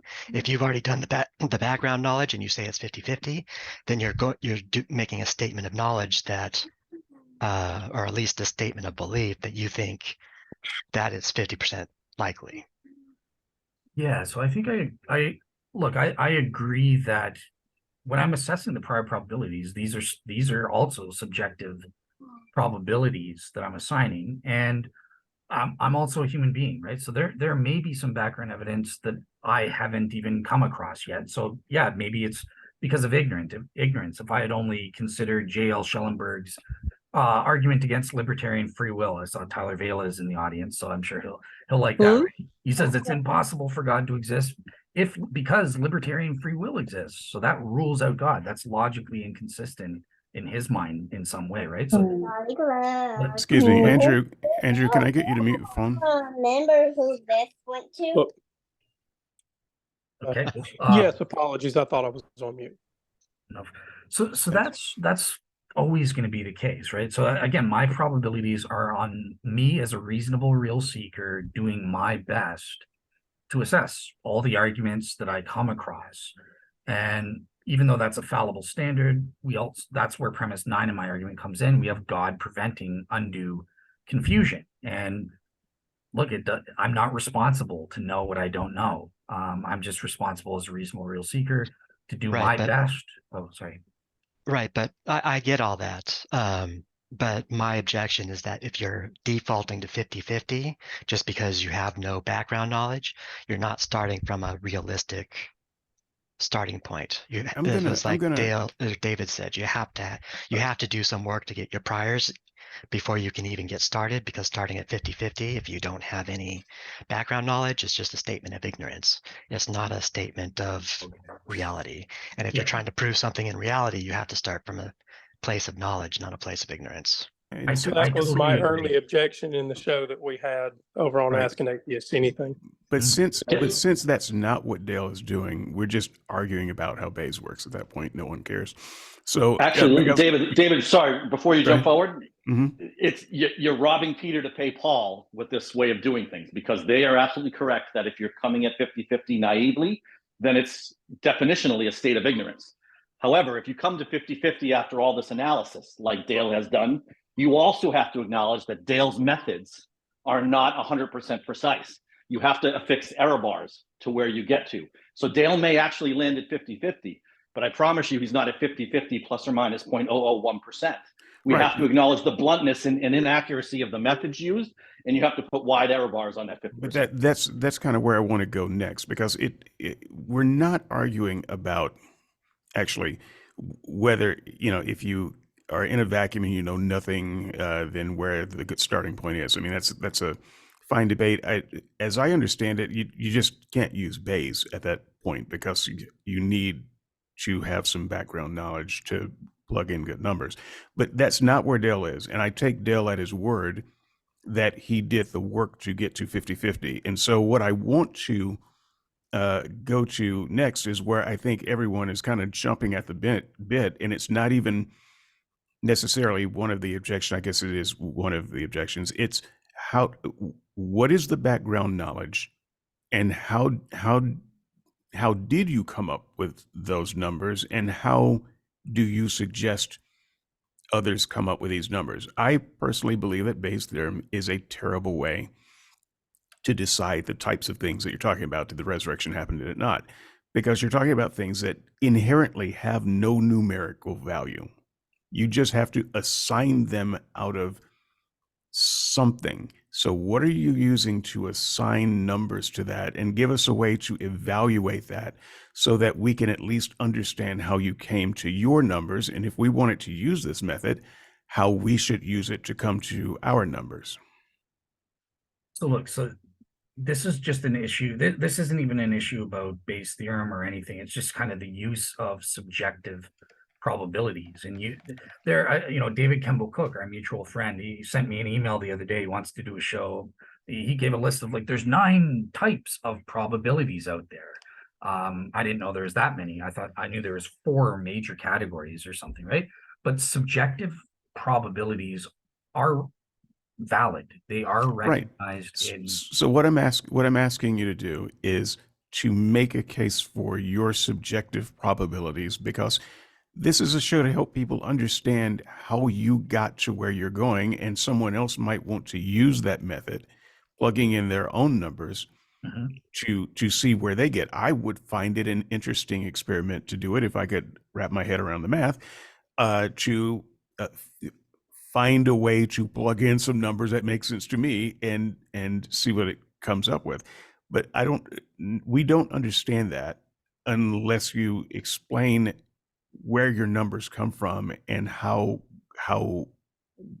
you suggest we get ours, because otherwise you can say it's Bayes or Bayes-ish or math, but it's none of that if the numbers don't make sense. Okay, so you're wanting to know what were the factors I considered at arriving at. You're not objecting to my assessment, like the number that I assigned. You're just wanting me to lay out. Well, well, yeah, how did I I get mean, there? we can get to the numbers that you assign, but it's important to know, you know, because this is math. How did you assign that number? So, you know, if you assigned Well, it's the same. 55% to, you know, the testimony of the apostles, say, Mhm. great. I wouldn't, and I don't know. Maybe you assigned 70%, whatever it is. What factors did you look at? What numbers did you assign them, and how did you get there? And that way, I can get a roadmap for seeing if this method of yours is portable and can be used by other people and for other things. Yeah, so in terms of subjective probabilities, obviously, you're kind of conflating the evidence and the background evidence a bit. So Yes, those are different, right? But I it's the acknowledge same. that I don't understand the difference in why one thing would be considered background knowledge and another thing would just be, you know, separate evidence. I don't understand that, but that's honestly, that's not the most interesting part of my ignorance. So it's Okay, really well, this. just to clarify then, I guess, because this is about how Bayes works, right? So when you're looking at the Well, no, first, it's about how your Bayes works. gotcha, right? So Look, regardless, Dale's right, David. This is just about um, where you place a particular bit of evidence in the Bayes formula. So, I mean, we are talking about Dale and Bayes, but whether something is a prior or evidence is just about when it happened in the timeline of the thing that you're assessing, and that will determine where it falls in the calculations of the formula. Right. So I'm just asking, I'm asking for more of a breakdown so that we can see let the me- work. okay, cool. So let me give, so here's an example of evidence that, so if a given piece of evidence speaks directly to the truth or falsity of the hypothesis under evaluation. So you're talking about the resurrection, right? That's the main example we've been using, kind of thing. Well, that's the thing that your formula was made to prove, right? Well, again, that was just the example, but it works for whatever, the Bayes theorem works for whatever hypothesis you want to plug in, right? So it just, if I want to plug in the hypothesis Christianity is true, or the hypothesis Muhammad flew to thing, it's all the same thing. And it's just certain evidence will be relevant to that hypothesis. Like the Okay. appearance of the 12 isn't relevant to the hypothesis Muhammad flew to Jerusalem on a window. Right. But let's try to stick to the your actual thesis, the thing that you proved and how you proved it, so that, you know, we don't have to speak hypothetically. You Okay. tell us what you did. Show us your work. Okay, so my hypothesis in Bayes, if we look at where did I use Bayes? I used it particularly for premise 1. So the hypothesis there would be God exists. Also premise 11, which is a little bit nuanced. It isn't the resurrection, or it isn't that Christianity is true even. It's the probability that Christianity has religion authenticating events. That's my hypothesis, if you want to be technical, kind of thing, right? So that's where there was 4 positive evidential subjective probability things that factored in as evidence directly supporting that. The historical Okay. evidence from the resurrection, the shroud. So it's not about the resurrection per se. It's about proving that Christianity is true. No. No, So okay. my argument's more nuanced, right? It's about Christianity has religion authenticating events. Okay. Christianity has religion authenticating events, and the Yep, resurrection is just one of those things. Is that correct? right. That's one of the Okay. evidences that proves that. So this is premise Okay. 11 of my argument, that Sure. is true. All right, go ahead. Okay. So those would be evidences that speak directly to it. Background evidence is, I mean, you've witnessed tons of, me and Darren and everyone on here, we've gone through lots of debates on SNS, right? So obviously my prior premises would need to be true, right? If in order to say that, yes, we have evidence that it's true that Christianity has religion authenticating events, well, that presupposes God exists. If God, if the background knowledge or evidence suggests God doesn't exist, if all the evidence rules out God is a real maximally great being, well, then that would make it extremely low to whatever degree I'm confident that we can prove such a God doesn't exist. Likewise, if premise 2 doesn't work, or premise 3, say God didn't provide divine revelation. All of these things would be kind of relevant background evidence. They don't speak directly to the truth or falsity of the hypothesis, but they are indirectly relevant because, yeah, there's no religion authenticating miracles if there's no God to do them. Okay, so I think I got confused by your use of evidence, and so again, this may just be a Bayes thing, and I don't know Bayes. You haven't said anything that would qualify as evidence to me. These are just theories. These are beliefs, if you will. Is that proper to use that interchangeably with evidence, background evidence? Well, no. So it is evidence, right? Because the formation of the shroud images is evidence that directly supports the truth of the hypothesis about the religion authenticating stuff. But you're right that, okay, well, that's all I've done on this show. That's just an assertion. So obviously you need to get into it. Well, is that true? What is the evidence for the evidence, I guess, so to speak? Like how do we know that the image formation does Right. prove? I accept the shroud as background evidence. I don't accept God exists as background evidence, though, because that's not quite of the same character and nature. Well, the shroud is direct. It's evidence.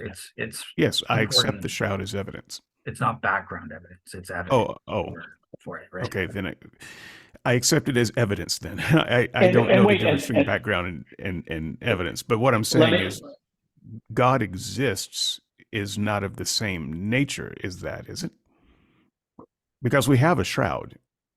No, We God exists as background, but I think someone was As trying background. to get in. So. Okay. God exists as premise 1 of Dale's argument. So isn't it the first Bayesian factor? It's not background evidence. It's one of the first things you got to analyze in a Bayesian nature down the chain of probability.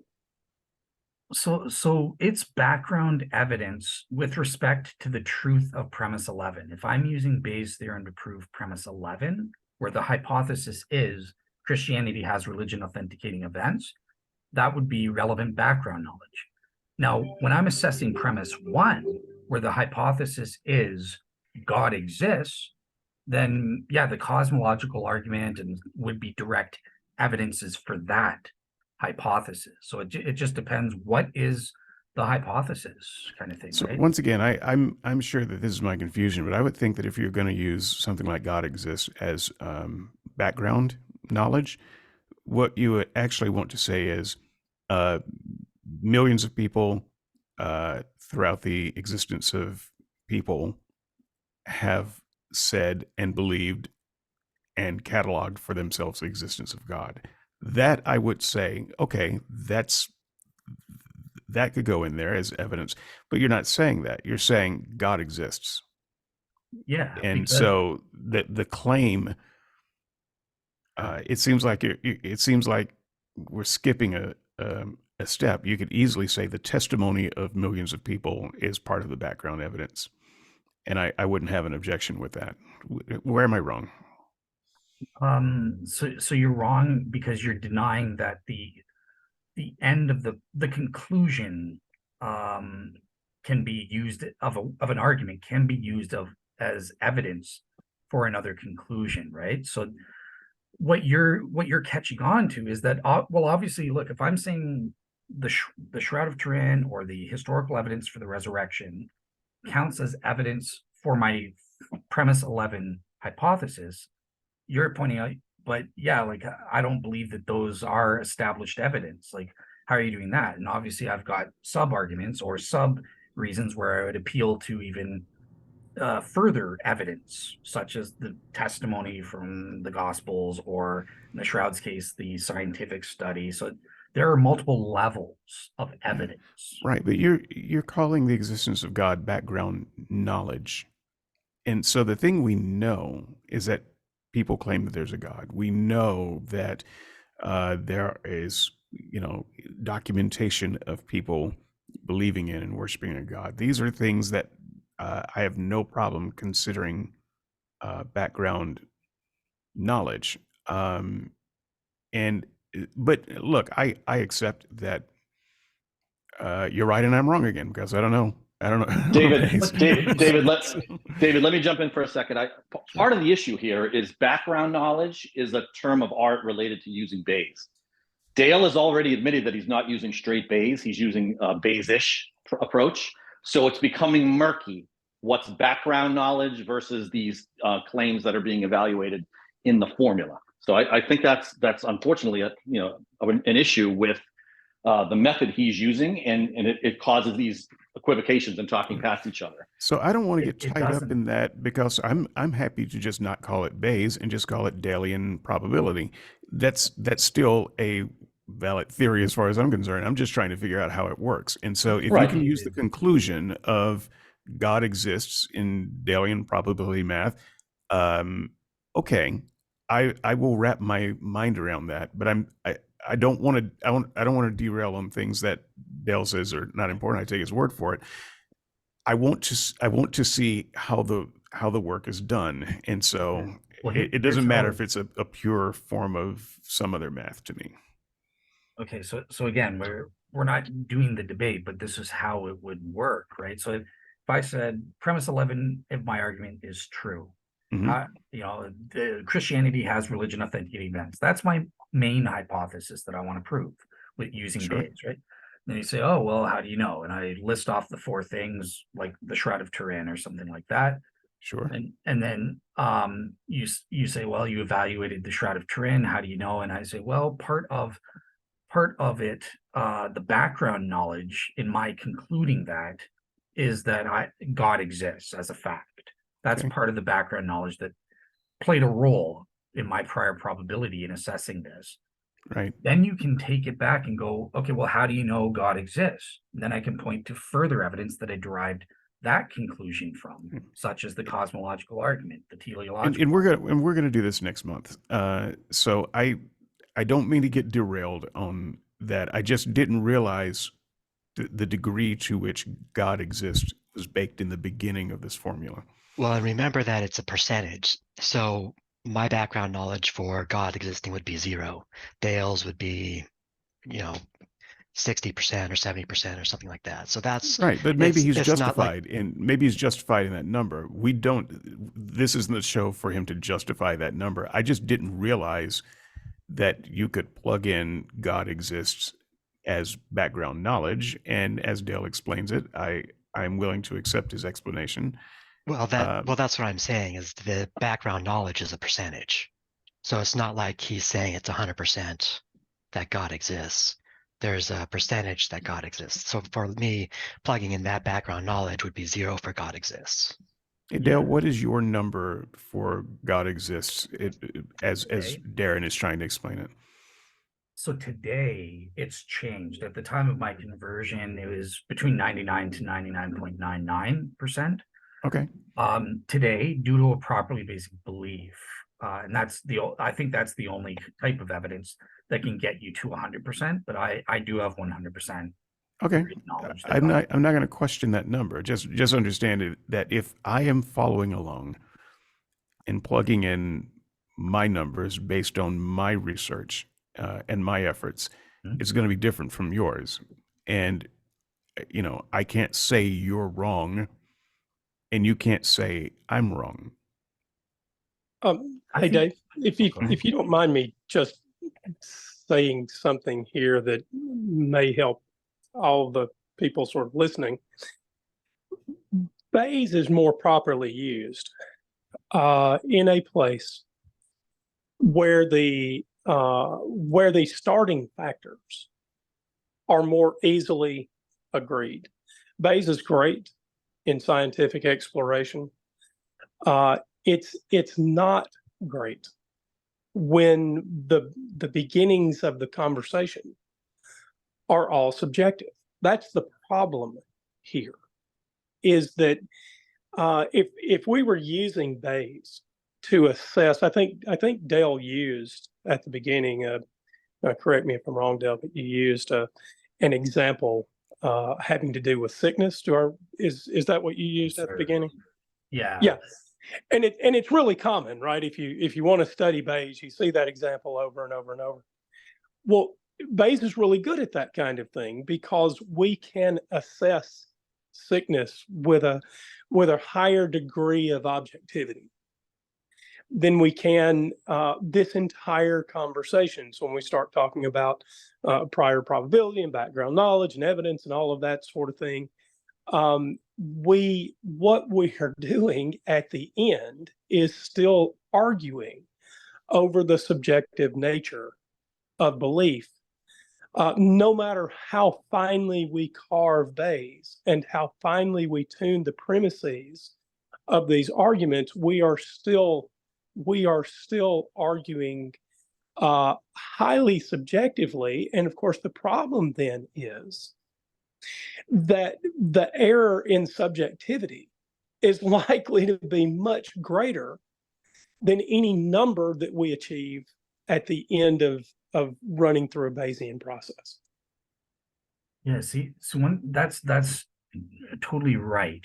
So here's a couple things. So remember, Brian was asking me the other day, I think it was on the show with Tyler, about I mentioned the agnostic range, right? So for me, this is an arbitrarily chosen thing, but when I first started using Bayes, I assigned always for objective evidences that were reasoned and stuff like that. I would always assign plus or minus 5%.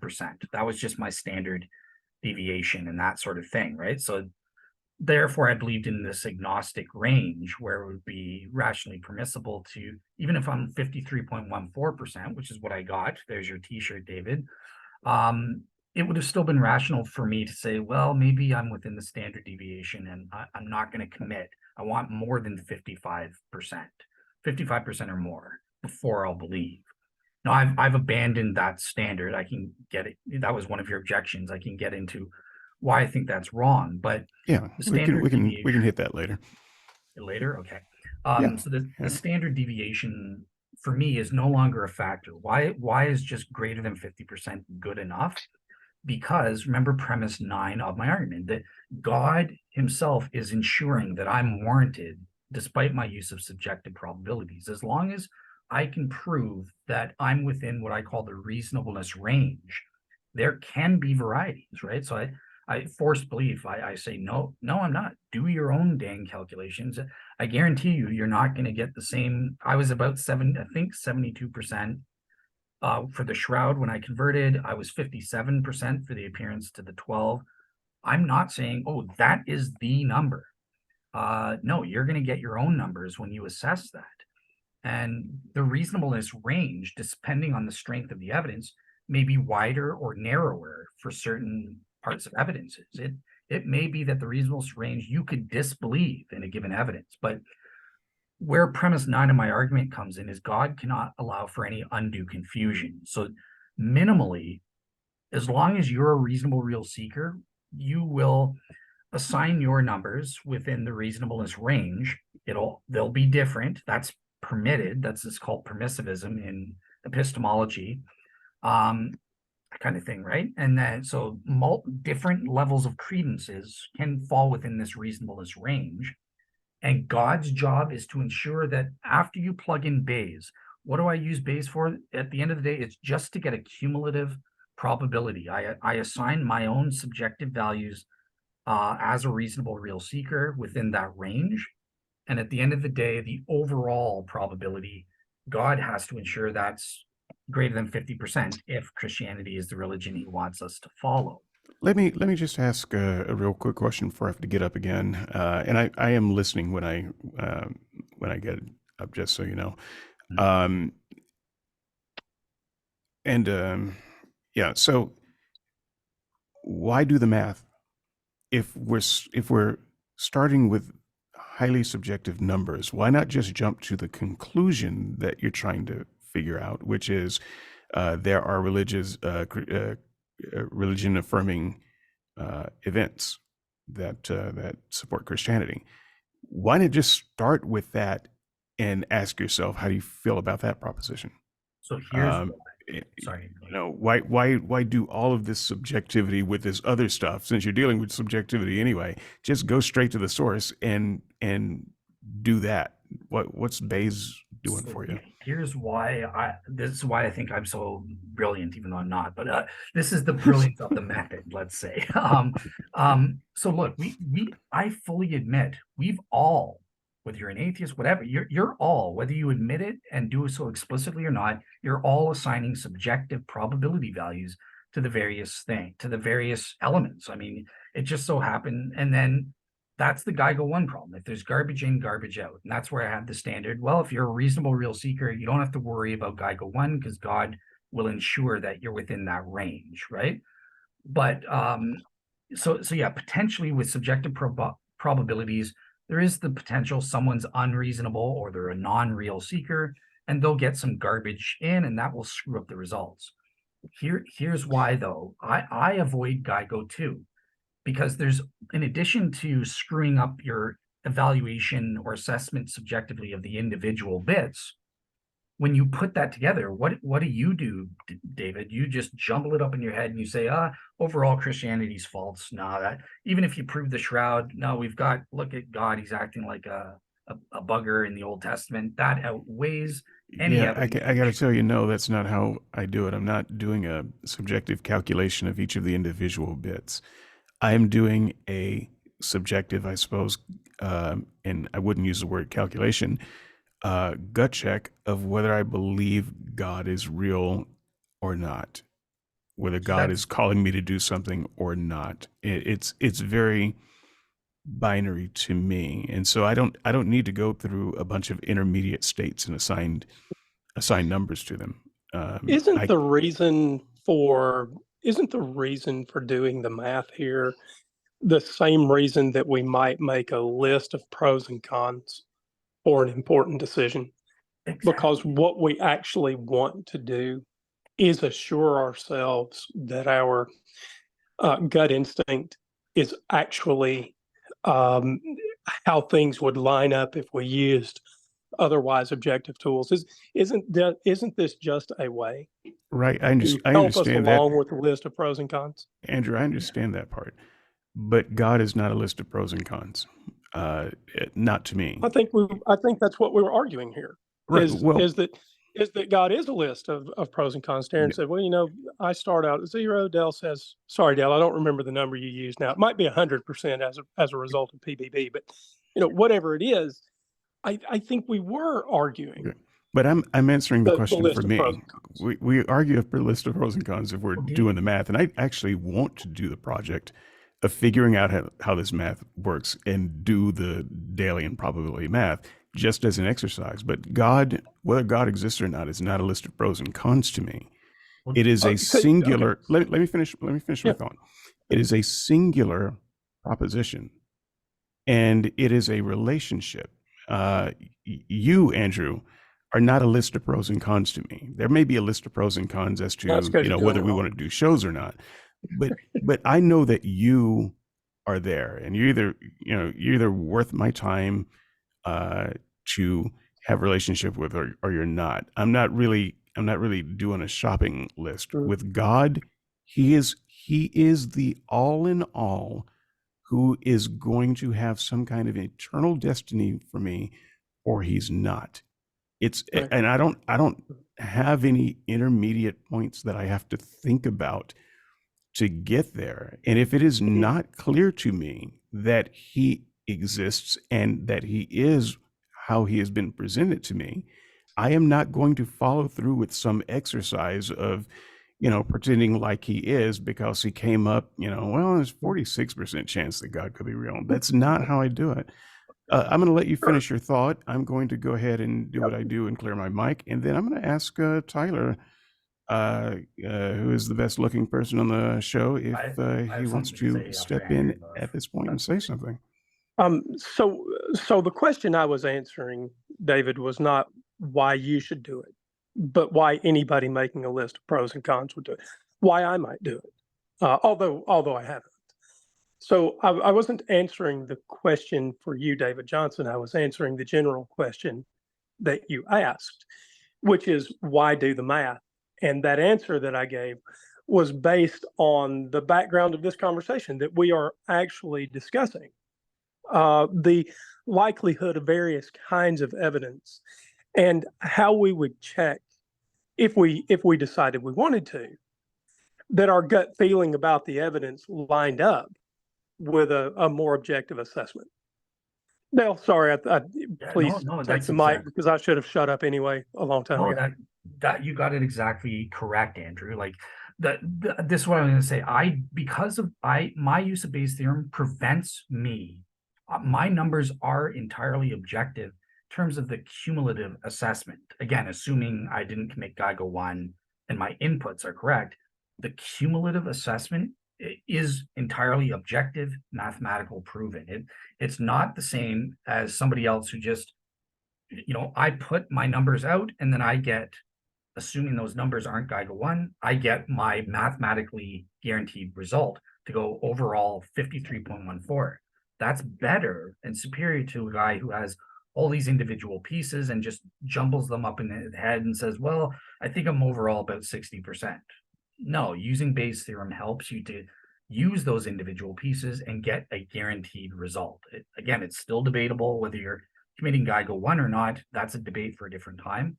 And I would say even the guy who at least breaks things up and says, okay, let me consider the ontological argument, let me consider the various arguments for and against God, and even the ones that just jumble that up subjectively in their head, that's superior, I would argue, to what David's doing, where he's just saying, look, there are probabilities, but there's only one. The sufficiency threshold is 100%. You either exist, prove you exist absolutely, or I don't believe you, or you don't exist. It's 100% and 0%.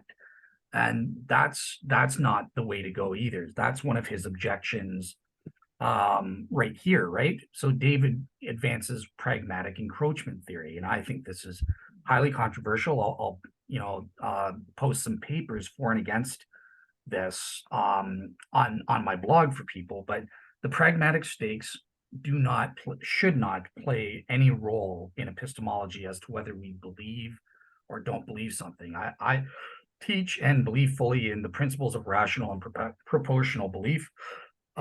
There's three main attitudes to have. Look, if something is greater than 50%, that means that proposition is probably true, and you apportion your belief accordingly.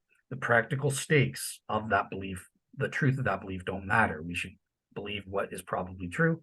Same 49% to 0%, then we disbelieve. Again, apportioned to whatever degree it is. And then again, when we're in the 50-50, that's where we suspend judgment. Maybe it's true, maybe it's not true. Maybe the hypothesis is false.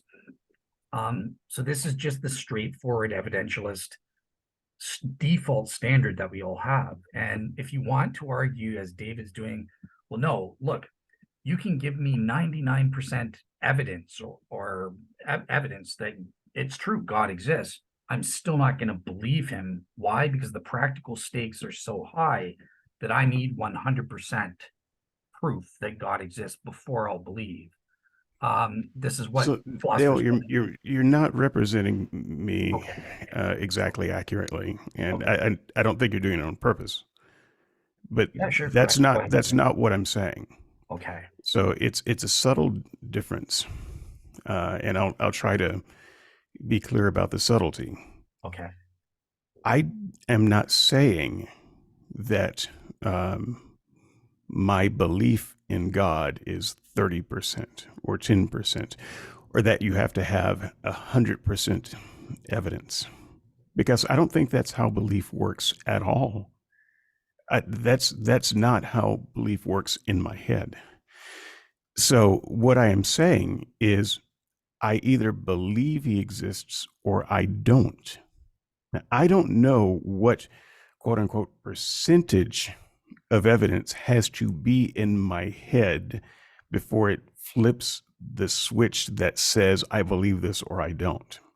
Those are mechanisms that I think are beyond our doxastic control. What I am saying about God is not a number or a process or a philosophy. He is a being in relationship.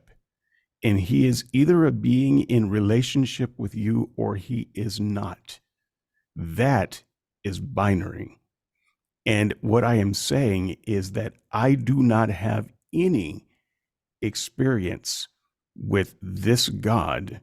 And I honestly don't care what the numbers show if all I've got for it is numbers. And I think that the thing that Christians push back on with this theory is the idea that you can know God based on philosophical arguments. So And can I ask I you- don't think you can. You can make your case that all of these philosophical arguments prove God, and that doesn't mean a thing if you don't have relationship with this God. So just to Before clarify, you come in, I just want to see if Tyler has anything to say there. I just wanted to ask you something, but I'll let Tyler go because he's been quiet. Hey guys, thanks. I'm here with my kids running around. That's why I've been muted mostly. No, David, I think you're spot on. And I mean, I say this as a theist still, and I was pretty wildly skeptical of Bayesian types of arguments, even when I was a fully committed Christian. For largely that reason is that I just and you're saying it actually far more eloquently than I could. Is just it feels like it's a process that's good when we're able to pretty clearly calculate prior probabilities. We know what some of the numbers are. It works in science. It works in physics. It seems to me that no matter what you do with Bayes, maybe not garbage in, garbage out, but bias in, bias out. And it's one of the reasons why you get Richard Carrier and Richard Swinburne, the two competing Richards, using Bayesian analysis, and one saying, well, the resurrection is impossible, and the other saying the resurrection is impossible to not have happened, and they're using the exact same methodology because they're largely using they're using the same method, which is to put their bias in first. So I appreciate the nuance of Dale's approach to it. I kind of look at it like a modal ontological argument, where I think it's actually a good argument, although I don't with Bayes. But if someone thinks it's a good argument, that's fine. But I just question then the kind of apologetical value of it, and wonder how many people would actually be convinced by something like this if they didn't already find the prior probabilities convincing. So that would be largely my pushback and thoughts on it. Thanks. Dale, I'm going to ask you to hold off one more second. I want to bring in Mag Attack. And before I do, I just want to, while it's on my mind, I'd appreciate the opportunity to say this.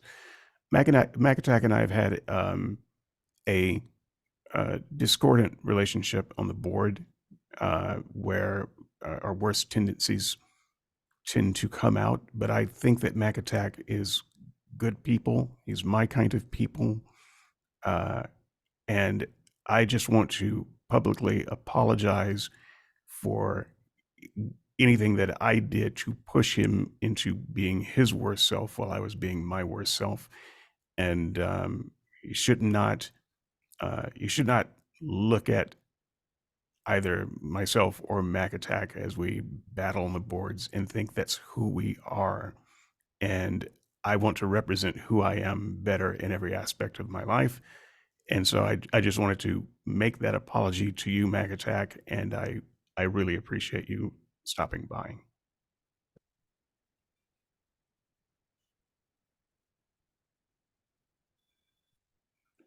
I don't want to talk to you. All right, go ahead, Dale. Okay. Okay. So, I guess there's so much to do. So, David, I'll start with you. Just a quick question then. So, if I'm understanding you correctly, let's pretend for the sake of argument, I use that modal ontological argument, which I think is the strongest, and I think it's unreasonable. A person who, it must be an unreasonable or a non-real seeker if they don't think that the ontological argument is at the very least probable proof. That's how strong I think the argument is, that the reasonableness range is very narrow for it. But let's pretend I convince you, and I get you 100%. You're like, on the basis of the ontological argument, yeah, I'm convinced 100% that God exists, but you still lack that relationship aspect. Are you saying you're going to disbelieve in him because of that? Yes. Okay. Because if the God of the ontological argument existed, I wouldn't need the ontological argument to know it. Okay, so I would, so you're presenting that as a negative evidence then, right? Like in the Right. So 100%. I'm saying that you could come up with a philosophy that I can't defeat because I'm not a philosopher any more than I'm a mathematician. But God can't be reduced to that. And so I can bow and grant you the win on the math, just like I did with the 50-50 argument. Okay, I was wrong. Great. That didn't get me one step closer to an actual encounter with this God of yours. So you can win, and there's still no God. Gotcha. Well, you wouldn't say that if I've won in the 100% degree, there is a God, and you believe I would say that it's irrational. You have to believe in him. Now, it's a totally separate question. When I came to belief in Christianity, that the Christian God is true, that didn't entail that, oh, I had a relationship with him or I committed to him. That was a separate step after the belief. Think of the demons. They believe 100%. They know God. Okay, but no one God, came but to belief in God because of an argument like that. They I came did. to belief in, okay, one person came to belief in God I'm because of not an alone. argument like William Lane that. Craig. There's many people that it could work, right? Yeah, William Lane Craig is a freaking robot. So I love the guy. I think he's a good teacher, but you're not making your case, you're making mine. And the God of the Bible is the kind of God that introduces himself, that taps you on the shoulder, that knocks you off your horse on your ass and say, why are you persecuting me? The God of the Bible doesn't leave you any doubt about whether the God of the Bible is there and what he wants. So if your arguments are correct, then all it tells me is that there's a second God out there, perhaps, or a different kind of God, but it doesn't get me any closer to your Christian God. That's not true because it's consistent with it, right? Like the arguments are designed to only prove so much. So Like I it's said, like, if you need the argument to get to God, the God of that argument probably is not real. okay, That is my that's instinct and knowledge of going toward 50 years, let's call it 45 years of intense Bible study. And that's background knowledge that I would use to plug into Bayes. right. Okay. So I'll just take your point, and I disagree. I don't think that's a good. You would have to meet your burden of proof that is the case. Right. And But I would if I were doing that formula, which I would love to do, which well, gets here, us back around to I want to here, see your formula and how it works to get you where you are. right. So okay, and here's my last question then. So let's pretend I convince you 100%, not based on the ontological argument, but through the way most people in the Bible and most people throughout human history have come to convince, which entails this relationship, a properly basic belief formed by the Holy Spirit, witnessing to your spirit. That if that Yes, was I in the would 100%, believe. you would. Okay, cool. Yeah. Okay, cool. So yeah, it's just a debate about what types of evidence are valid. And somebody else was trying to speak. So sorry, go ahead, whoever you are. Yeah, it's this Tyler. I had kind of a follow up, and maybe you can show an easy disanalogy between these two things. I'm not exactly sure, but if David could prove to you in a Bayesian type of way that there was I don't know if you're married or not, but let's just say not that you were married and that you had the most loving wife in the world, the most loving doting wife in the world, who loves you to the world and back and would do anything for you. He just convinced you that based on the probability that exists, but you have never met her, you've never walked with her, you've never seen her do anything for you, all that kind of stuff. would you actually say, oh, well, yes, I guess I am in this true loving relationship with this person because of Bayes? Okay, so it's so this is kind of like the hiddenness of God. So he does provide me with a sufficient amount of warrant to say, yes, this is probably true, or even 100%, let's say, through non-experiential means, purely through propositions and stuff like that, that it's true. Then yes, if it follows the laws of logic, I will apportion my belief according to the evidence. I don't demand or require one evidence. If I'm warranted, I'm warranted. I don't care how I obtain that warrant.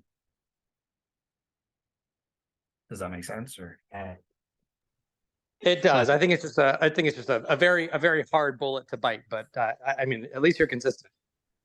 I think this actually leads nicely into having Dale. So Dale, what is your percentage of like the cosmological argument adding to the belief that Christianity is true?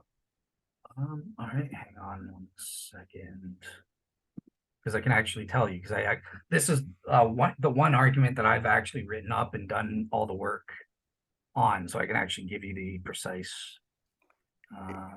Yeah, and I really do want to see at least some of that work. You don't have to answer this, Dale. You can talk to me offline or answer it at the very end. How many people? What is the percentage of people on Earth, in your opinion, who could do this process? Because I'm not even sure that I'm one of the people on Earth that can do this process. It's got to be less than 10%. If you, I don't know, if you actually, like, you mean what I've done here? Yeah.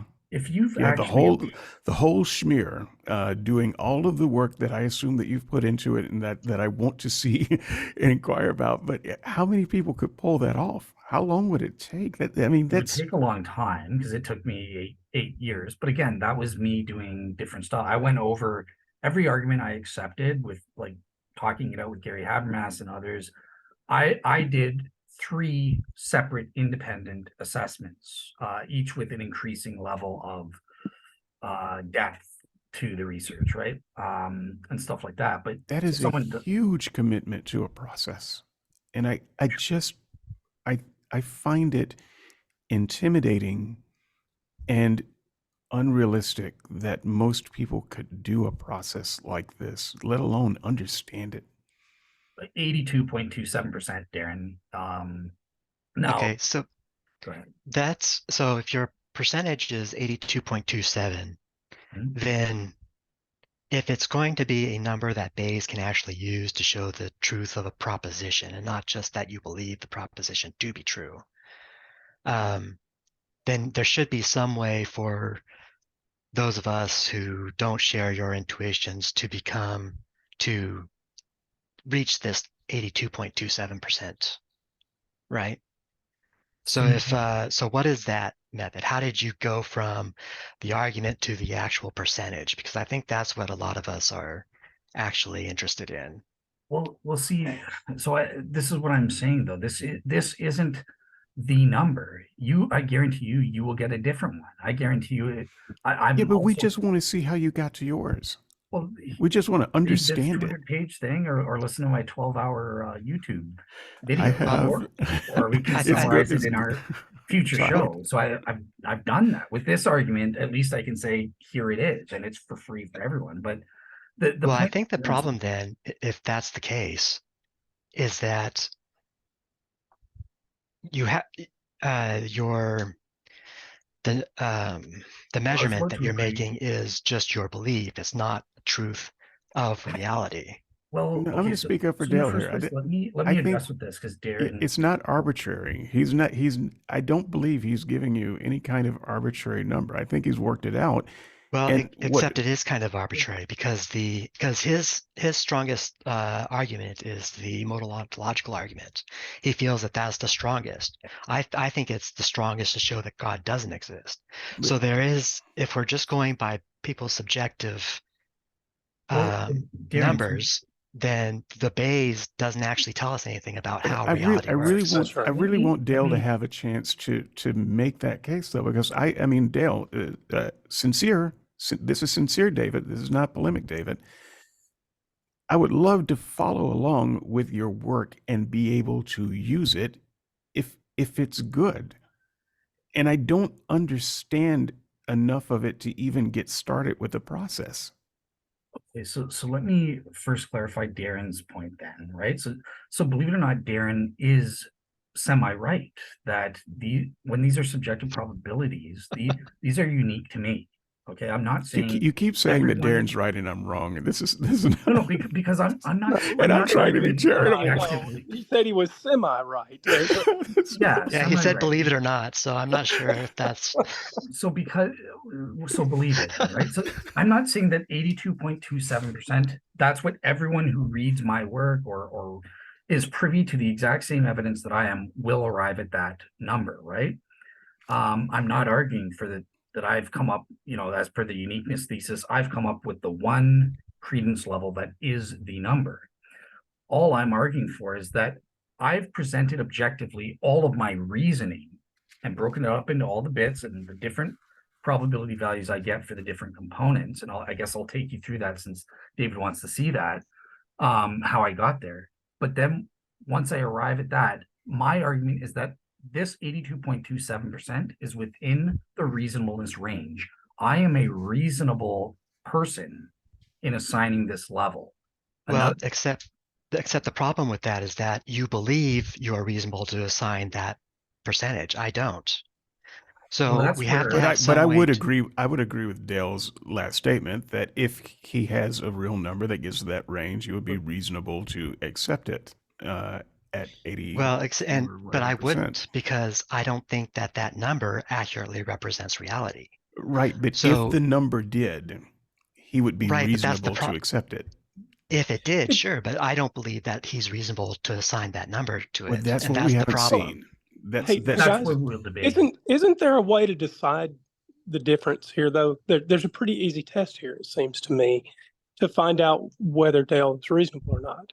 And that is to take whatever tools Dale is about to propose, because he's trying to, and to take the rules that he's proposing for deciding that the ontological argument is good evidence. Sorry, Dale, I don't remember the number you got, 82.27, whatever the number was, it doesn't matter. Yeah. To take whatever tools he used to assess the validity of the ontological argument and to apply those to other things that we might all objectively agree are true. And if the tools he uses against the ontological argument also work in other real world scenarios, then maybe he's onto something. But if we Well, except can't, you would want to test it against things that we all agree is false, actually, not yeah, true. fair, yeah, look, okay, that's fine. That's fair. That's absolutely true. I accept the correction, but you see the point. Right? Everybody is saying the same thing ultimately, which puts the spotlight on Dale, and it's his show, which is show us the work. And those of us who maybe can do it and are interested in it, help us to be able to apply that work. So, I mean, there are two things that I want. The first one may or may not be a reasonable curiosity. I just want to see for myself if your work stands up to your conclusion. I want to see how you got there. See if there are some major flaws there. I want to be able to judge it. But more than that, because I'm not a mathematician, so I don't even know that I could judge it properly. I want to be able to use it and see if, when I plug in my numbers, if I generate them the same way that you did, what do I come up with? Other Christians who are listening to this, and I still think this is a thing that should be of interest to other Christians and believers and people on the fence. How, maybe they are, their brains work the same way as yours. How do they do this equation and apply it so that they can come up with a number? And I just want to give you as much floor, not rope, floor as you need to spread out that equation, because that's what I want to highlight. I want to highlight your work on how you got there and how you can help others get there too.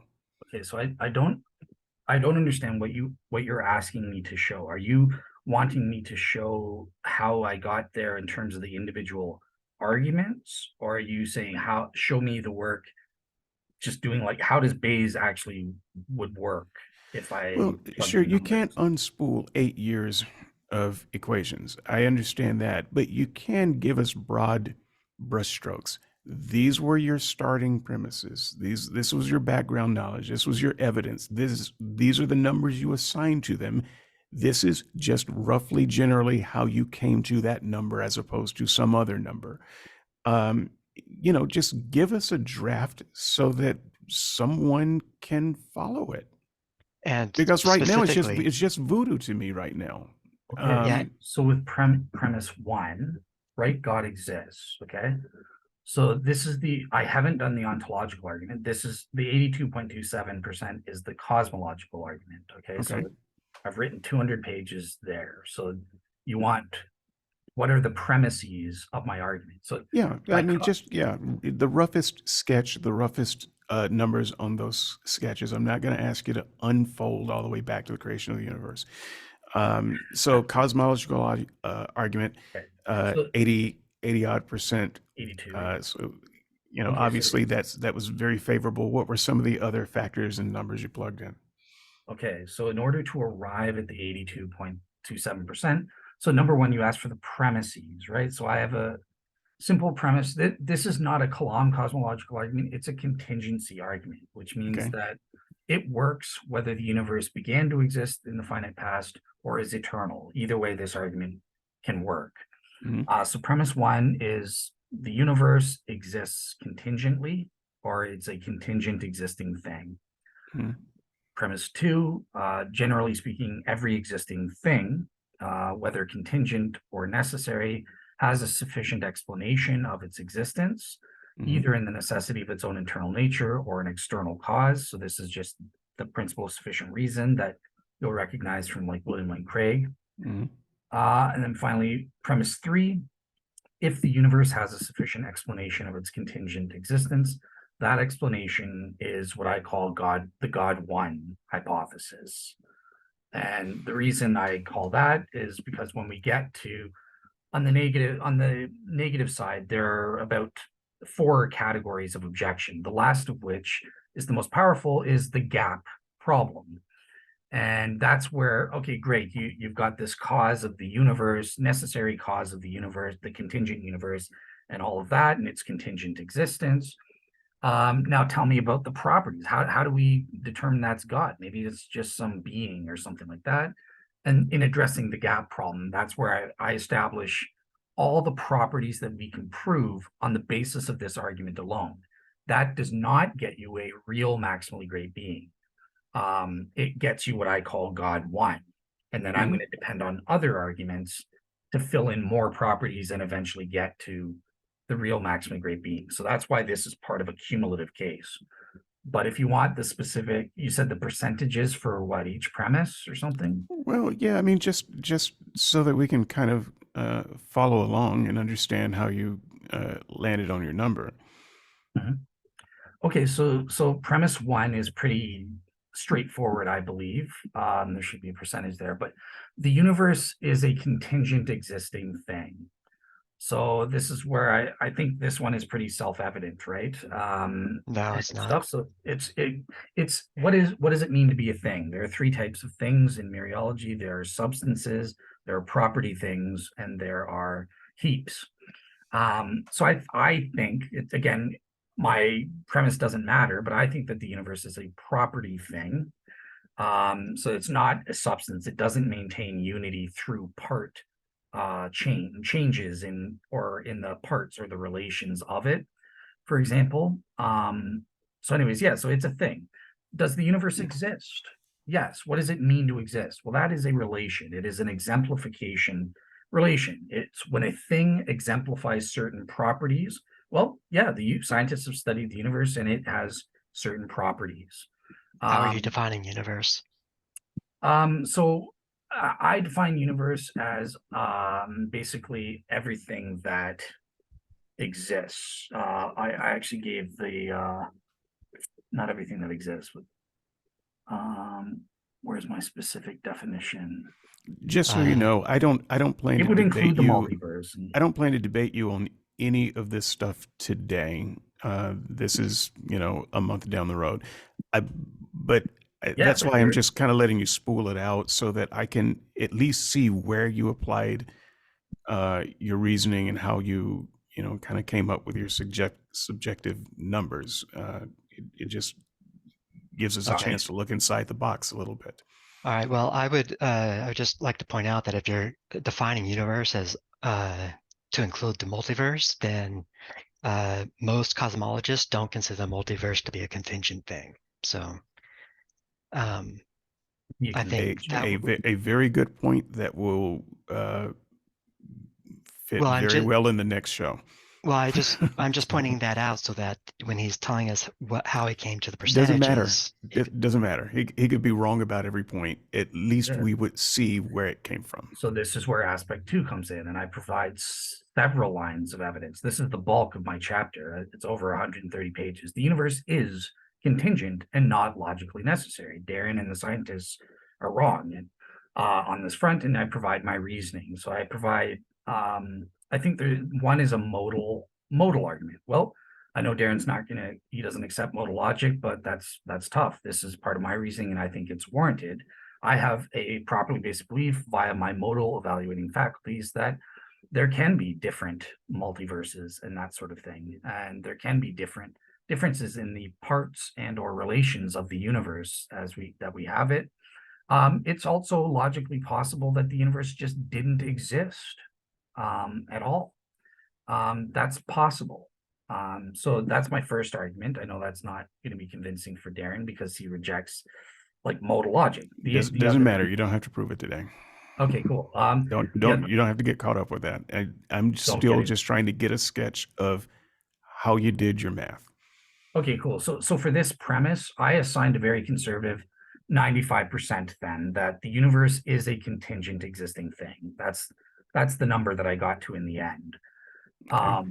One thing I will say for Darren's benefit, though, one of the arguments that I have for the contingency of the universe does involve cosmology, and that means I have to prove that it's the universe began to exist. And I make an abductive argument where I go over every single eternal cosmological model and I compare it to the standard Big Bang, the modified Big Bang, and what I call the unspecified finite model of the universe. And I find that the best explanation of the data we have is that the universe began to exist in some point in the finite past. I personally don't find the cosmological argument as interesting as all that, because I don't care if it began to exist or not. You could have a universe that wasn't contingent and there could still be a God. Now, that might put a question on whether he created the universe, but it doesn't matter whether he created the universe. He can still be the God of the universe. And so I don't necessarily find God as creator, and therefore I don't care. I don't care whether it was contingent on something or whether it wasn't. You still have to prove God. The reason it matters, if I don't think it is, the universe is logically necessary. Creation isn't necessary for God, but who cares about that debate kind of thing. The fact is, if my argument works and I've proven the universe is in fact contingent and not necessary in itself, then it requires, as per premise 2, that requires a sufficient explanation for it to exist. So that's where I get into premise 2. Sure. I'm sorry, can I say something? Sorry, this is Mac. Just wanted to say that what David just said is true. If the universe was not created by a superior being or a transcendental being, then there's no point in anyone having to worship a God who's also part of the universe. I just think that being would end up being just a highly evolved creature that no one should worship. Yeah, go ahead. Sorry, you're a little bit faint. He was saying that he does believe that it is important that a God would create the universe, because if the universe was not contingent and a God did not create it, but that God existed, there would be no point in worshiping that God. Oh, sure. Yeah, there may be theological significance. There's definitely theological significance. Not even just reasonably, there would be no reason to for God, who's also part of the created order, because they themselves are part, like they're also a creature like us. Okay, so Right. I didn't make out. He was saying that in that event, God would just be a creature like us, and so there would be no point in simply worshiping another creature. If I can add to that, even if that creature was somehow taxonomically higher than us, he's still just a creature in the universe. You know, my dog doesn't have to worship me, and I don't have to worship an alien. But it would have to be the God who created it all in order to make worshiping him make any sense at all. Magatak, have I summarized that correctly? Yeah, you said it better than I did. Okay. That's right. I pretty much agree. Like I believe God one of the definition, God is a real maximum great being. He has to be exist a se, right? He's the creator of everything and stuff like that. But what I meant when I kind of said that's irrelevant, I mean it's irrelevant with respect to this argument, because this argument isn't based on the universe, whether it exists necessary or not. Now, someone could say, well, the universe exists, they're like numbers, it exists, but it's a necessary dependent. It's dependent on God for its existence, which to me just translates to it being contingent again, right? It's if God doesn't exist, it doesn't exist. But again,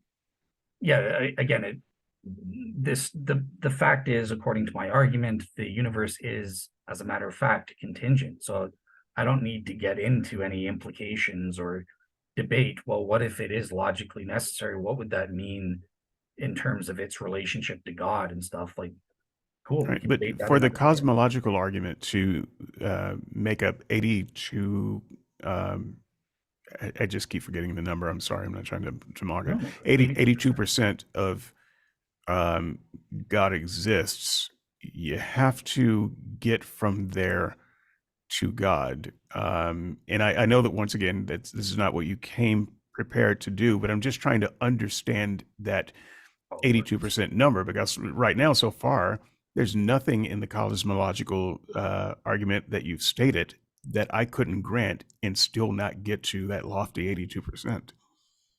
Right, because we're at 95%. We're just on the first premise, and I'm kind of going over some of the elements as to how I got. So basically, when I assign my percentage for each premise, what I do is I multiply them, right? So let's say premise 1 is 95%.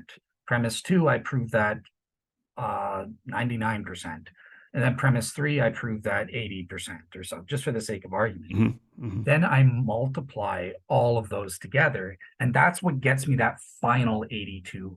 And it's the same with my 11 premise argument, right? So Okay. I don't use Bayes at all. It's more Bayes is just used for evaluating what is that overall percentage for some premises, like premise 1, God exists, or premise 11, that there are religion authenticating events. But tell us the process that you use then to come up with the numbers. Then we're obviously not going to get through the whole formula, but if you're looking at premise 1, the universe exists, or is that premise 2? The universe exists seems like an easy 100%er.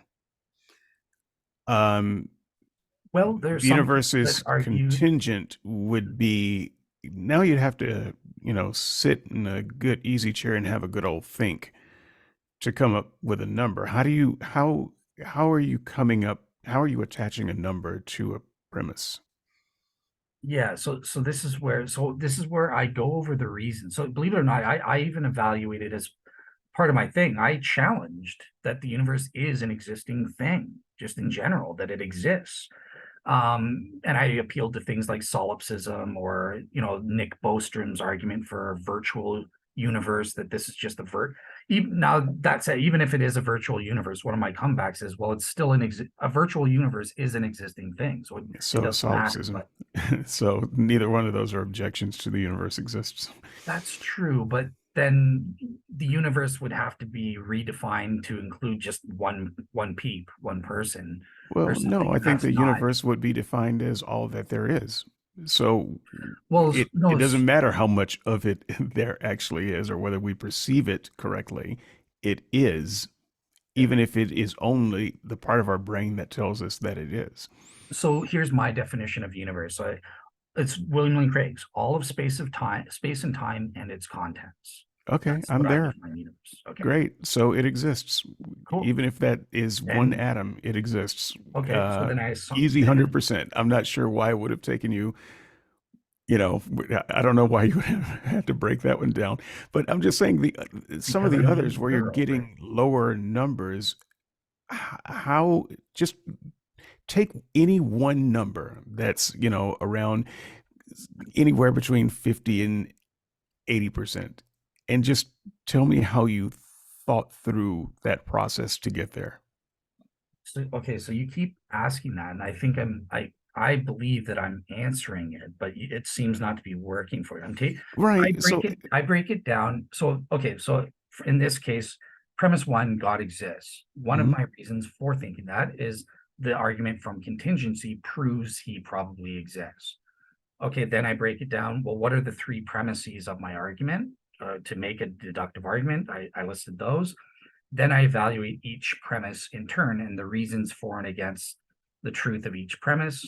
And I assign, so I had about 4 or 5 arguments kind of thing, and I assign probabilities, subjective probabilities to those, to each individual element of those sub arguments, right? So that's why at first, like, what a sub element would be that, okay, well, what's the probability I prove that the universe is an existing thing? I evaluate the arguments for and against, and let's say I give it 100% because it seems self-evident. Yep, the universe exists. Okay.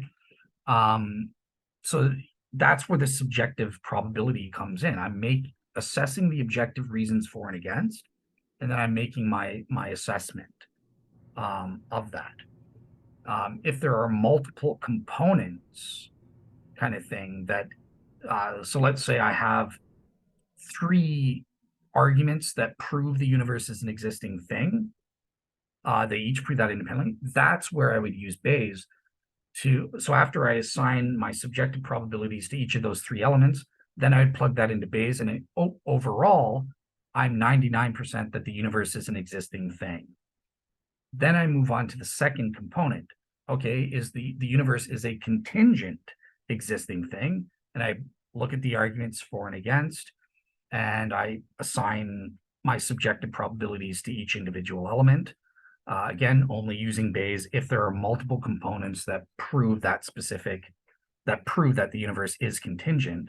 And in this case, I did have multiple arguments. I had 2 philosophical arguments. The ones William Lane Craig and Alexander Proust were heavily influential on this argument for me. So you've heard William Lane Craig's philosophical arguments. I gave my modal argument, and I also had my scientific abductive argument where I went over all the models and I made an inference to the best explanation that the universe began to exist. If the universe is not eternal, it's by definition contingent, because eternality is a necessary requisite for something to be logically necessary. If it's even possible for it not to exist, let alone factually didn't exist for at all points or all time or whatever, then it's not necessary, because look, there are conditions at time 1 that don't require it, that don't make it necessary. Let me make a proposition. I feel like I have backed you into a corner that you're not supposed to be in today, because I just wanted to have you explain your method and not argue your case for the existence of God. That's something that we agreed that we would do at a different time, and I don't think it's fair to you if that's how you're interpreting my inquiries, and it could be that that's just the natural conclusion to where my inquiries go.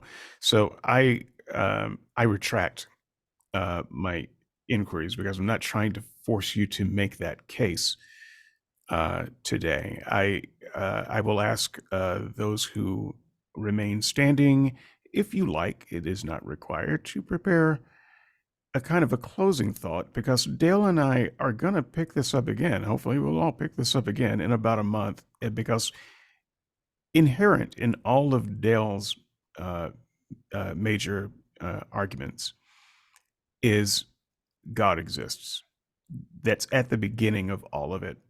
And we could just say, well, no, he doesn't. But that's not useful. And so I won't Dale, because he's clearly done the work to be able to make a clear, cogent, if not concise, case for God exists. And we can go through that at a time and in a way that's going to be more fair to Dale. But I think, Dale's presentation was very good. I think there was some good pushback, some good clarification. I learned some things today that I did not know. I don't know how I will use those things in my life, but I did learn some things. I was wrong while trying to defend Dale against Darren the demonstrator twice. I was rebuffed and told, nope, Darren's right. So I've had enough of Darren being right for one day, damn it. So no one can tolerate more than Darren being right twice in one day. So let's just kind of put a pin in it there and think about some closing comments. And I'll go first to give other people time to think about it. And Dale, you can go last and have the last word and shape that any way you want. So I'm going to start off by just saying thank you for listening. This may come out as 2 episodes. Not sure. Thank you for listening, though. And thank you for all of the participants who stopped by and who couldn't make it to the end, but they stopped by and participated and shared. And for those people who did get back to me, who wanted to participate, but who could not because of prior engagements, this has been interesting and almost a little surprising. It did not go exactly where I thought it would go. But I'm glad it went where it did. And I think this is the kind of dialogue that people of good faith can have. So I will, I'll just throw this in here. I'm probably looking at one more knee surgery because when you get hit with a van, it's a gift that keeps on giving. And I have rehabbed well, but there were lingering issues, and my knee is at the point where it has no stability left in it. It's just kind of, the joint kind of flops around a bit. Hurts, and I fall, because if you're walking and you're not hanging on to something, and the one leg you're on is the one that flops around, you're gonna go down. So that's kind of embarrassing. And so I mention it just to be embarrassed publicly and remind myself that I am as human as everyone else. And boy, does that sting. But orthopedic surgeons are looking at me. I am supposedly in good hands. Something about a total knee reconstruction, whatever the heck that means. And it'll happen probably soon. I don't have the exact details right now, but that's coming. And the only reason I mention it is because that's going to affect frequencies of how shows come out. And the last time I went through this, I still continued to do shows, which was probably ill-advised, and I'm going to do it ill-advised again because the shows and the comments are actually my therapy. They are a part of my rehab process. It's a part of what keeps me mentally here, and to the degree that I am stable. So I will do them, but this will definitely have an effect on them, and that is coming up. And as for my last word about this particular presentation, I think I land kind of where I started and where I was in the middle, which is to say that any God that needs to be proven by math or philosophy and cannot be accessed any other way is probably not the God for me, even if he does exist. Because at the end of the day, I'm not, no one is in relationship with a God that exists. They're in relationship with a God that is relating to them. And mathematically quantifying how existing that God is just doesn't matter. I mean, I've said this before, I don't care if that God exists any more than I care about whether aliens exist. And I think that that could be even have a greater bearing on our life. And for the record, I do think that aliens probably do exist, and they're far enough away that we're never going to know it. But that said, they're far enough away so that it's never going to matter. And if a God exists, but he's so far away that I can't reach him and he can't reach me, I don't, that math will never add up to me as to why it should matter. So that said, I will move around this clock to Mr. iPhone. Andrew, Darren, if you have anything last to say. And Mac Attack, you are welcome to make a comment, and we'll finish with Dale. Andrew. It seems to me that the problem we have with trying to apply some systemology to this conversation is that the data we are all struggling with is of poor enough quality that trying to put math around it simply doesn't make sense because the error bars become larger than the quality of the data can support. So I'm not a big fan, even though I like the idea. I'm not a big fan of trying that here. Now, it may be that in the future, as we refine our data, this could get better and better. I don't know. I don't know what we will discover tomorrow. But at the moment, I think that we are better off spending our time elsewhere. The second problem that I had today, and I worked pretty hard to find a way to make what we talked about generally here applicable to non-religious studies. And after I did that work today and in previous shows and on boards and privately, the methods that we talked about today don't appear to have good general applicability. I don't mean Bayes. I mean the way we are trying to use Bayes here. There was no clear way, and we all ended up acknowledging that there was no clear way to use Bayes and for any of us to achieve the same outcome. And what Bayes is good at in the places where it is applicable is helping researchers and data analysts and people that need to carve out finite data. It's good at helping those groups achieve the same sorts of outcomes or to evaluate each other's outcomes.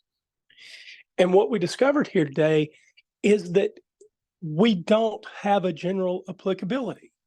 Darren can't get to Dale's numbers. Dale can't get to Darren's numbers. David can't get to Dale or Darren's number, and we could go on and on. But in the end, not only are we not going to have the same outcomes, we're probably not going to have similar enough outcomes. So for me, I think we're better off going at this conversation some other way.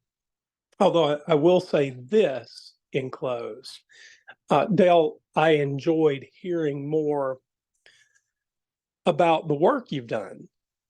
And so I don't want this particular closing to be taken as a dismissal. I think I'm just saying it doesn't work for me in this particular case. But I did enjoy hearing what you had to say as always, and I thought it was well defended. But I think for me, we've got to go about this another way, and I'll leave it there. David, thank you for allowing me to come around and participate in this SNS, and I'll pass the mic to Darren. Mr. Lute. Yeah, I would probably echo a lot of what Andrew said. I mean, it's really impressive that Dale has been able to write that many pages. I'm not even an amateur writer. I jot down stories every once in a while, but being able to write that much is always really impressive. But I think the biggest problem that we have here is that we are confusing the unit of measure for the Bayes, because what Dale is saying is that I believe this argument has 0% or whatever X%. And then I will come in and I say, well, I've looked at it. I've looked at all the data you have, and I think this argument has Y%. And then because we're talking in I believe this %, there's no way to get from that to, okay, this percentage indicates that it is actually true in reality.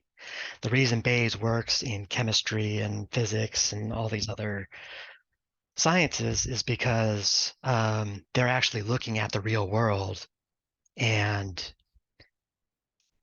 figuring out what the percentages of the actual world are. They're not saying, I believe it's this X%. They're saying, when we look at the world, we find out that it is this %.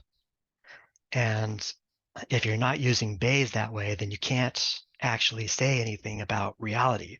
All you can say at the end of it is, I believe plus I believe plus I believe times I believe equals I believe. And I think that's the major problem with using it in this way. Until you can indicate that your percentages accurately reflect reality, then you just can't get to reality. And saying that, cosmologists are wrong when they're the ones that are actually looking at reality, I just can't see how you get there from I believe. Mr. Attack. All right, so I want to say that what Dale wrote, like, I didn't know it was 200 pages long, so I just want to commend you for that. Like, that is definitely lots of research. And brother, that's a subheading for Dale. That's not even a chapter. Mac, because I'm reading, I am very disappointed by your comments and stuff. It's not that. Please, if you can do me a favor, all of you, but Mac, sure. I don't expect you to read 200 pages, but I've been told by atheists as well that I've got the best on all of the internet, at least the best cosmological argument. So if you could watch my YouTube videos, at least you'll see I'm not just saying I believe, I think. I am giving the reasons objectively. Everyone can consider it, apart from when there's a properly basic belief involved. But the objective evidence, it's there for you. If you would please look at that, and if you feel the same way, I'll I'll be disappointed, but I'll respect that. That's your opinion. No, Don't respect it. I am open to being wrong about this, but I'm just like at the moment I can only share how I see it or how I understand it. And in a sense, the way I get it is that you're saying that based on how you subjectively understand reality and the things that happen in it, your conclusion is that, well, for the cosmological argument, is that it's 82% right.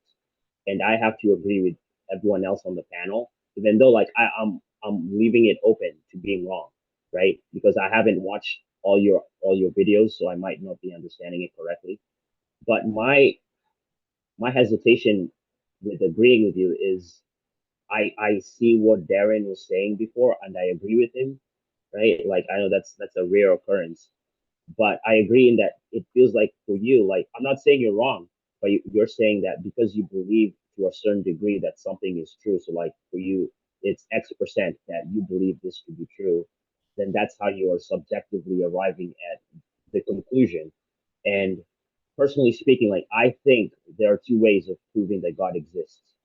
There's the subjective way where someone experiences God versus the objective way in which we can get to know who God is. So everyone on this planet is standing close to the. If believing in God is like jumping off a cliff, right? Let's say someone believes in God and it's jumping off a cliff. I feel like we're all far away from the cliff. Like it just matters how close we are. And if someone's at the edge and they're about to say, like, okay, this is where all my objective reasoning gets me, then for them to take that leap of faith, so to speak, that's up to them in a way. It's not up to it's not like they haven't received enough evidence, so to speak. So the major problem I have with your argument, or rather the premise of it, is you're saying it's it's okay to believe in this argument because you believe in it, and I don't think that is going to convince a lot of people. If it has convinced someone, then great, right? But I don't think it's going to convince a lot of people because ultimately it comes down to them believing you and that you've got it down right. And so, at best, your argument convinces someone that a God exists out there, that it's reasonable to believe in a God, but it doesn't actually get them to trust in this God. Like, they're like, okay, that God is very complex for me to understand because it feels like I have to do all this math to understand them. Other than that, I still like I'm a Christian, right? I'm a theist. I believe in God. I believe in Jesus, and so I I think what Andrew said that there's a better way of going about this than just all the math and all the stuff. But I do again commend you for writing all that and doing all the research. Again, nothing to be frowned upon, and definitely will be checking out your videos. Yeah, thanks, and thank you, So David, for having me on the show. absolutely. I'm gonna hand this over to Dale to close us out, but I want to channel Bryan a little bit since he's not here to make his own statements. On the board, it was, uh, Bryan won't recount all the conversations, agreed to read through the New Testament and make notes and so forth at the behest of someone on the board. Skepticsandseekers.squarespace.com. Log in your Discuss account and discuss away. It's there. It's all over the board. You can see it. It's great. These are great conversations when they're great. Dumpster fires when they're not. But there's a lot of great stuff there. So Bryan is the kind of person who will have strong opinions and still do the work, do the stuff. And I commend him for that. Andrew, Matt, Darren, they've all gone through the Alpha course. And they did that. I didn't join in on that. I've taught a lot of courses to beginning Christians, and I've read the Bible 1,000 times. However, where I am willing to jump in on, even though it goes against so much of my inner self is one of the reasons I wanted to do this show, and I wanted to give Dale a chance to talk about this process.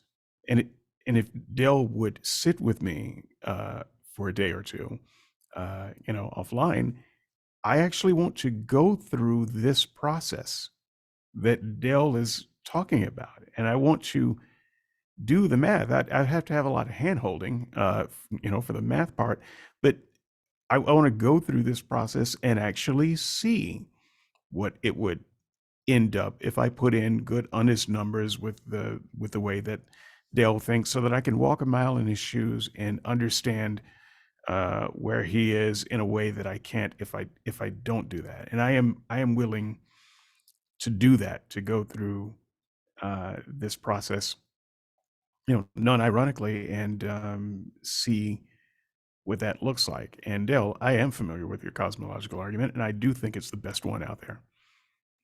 Now, You watched the not whole- that big on the cosmological argument, but it's better than Craig's all day, and I know his pretty well. So I just wanted to let you know, even though sometimes you may have felt persecuted, one against many, I think I speak for the room. Huge respect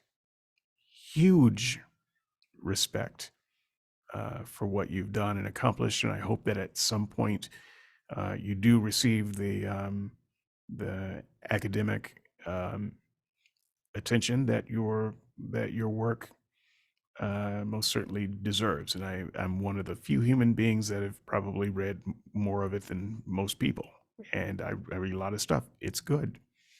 So with that said, I just wanted to hand it to you to close us out, and know that there's nothing but huge respect and love coming your way. You. Yeah, so I do want to say thank you for the opportunity and that sort of thing.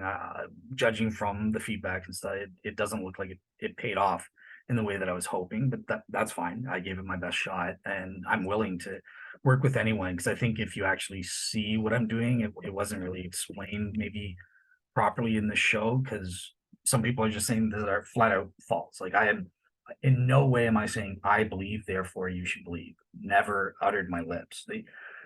90 in terms of my arguments and stuff. Sometimes I do appeal to properly based beliefs, and I admit those are subjective evidences, but I never tell others they have to believe on that basis.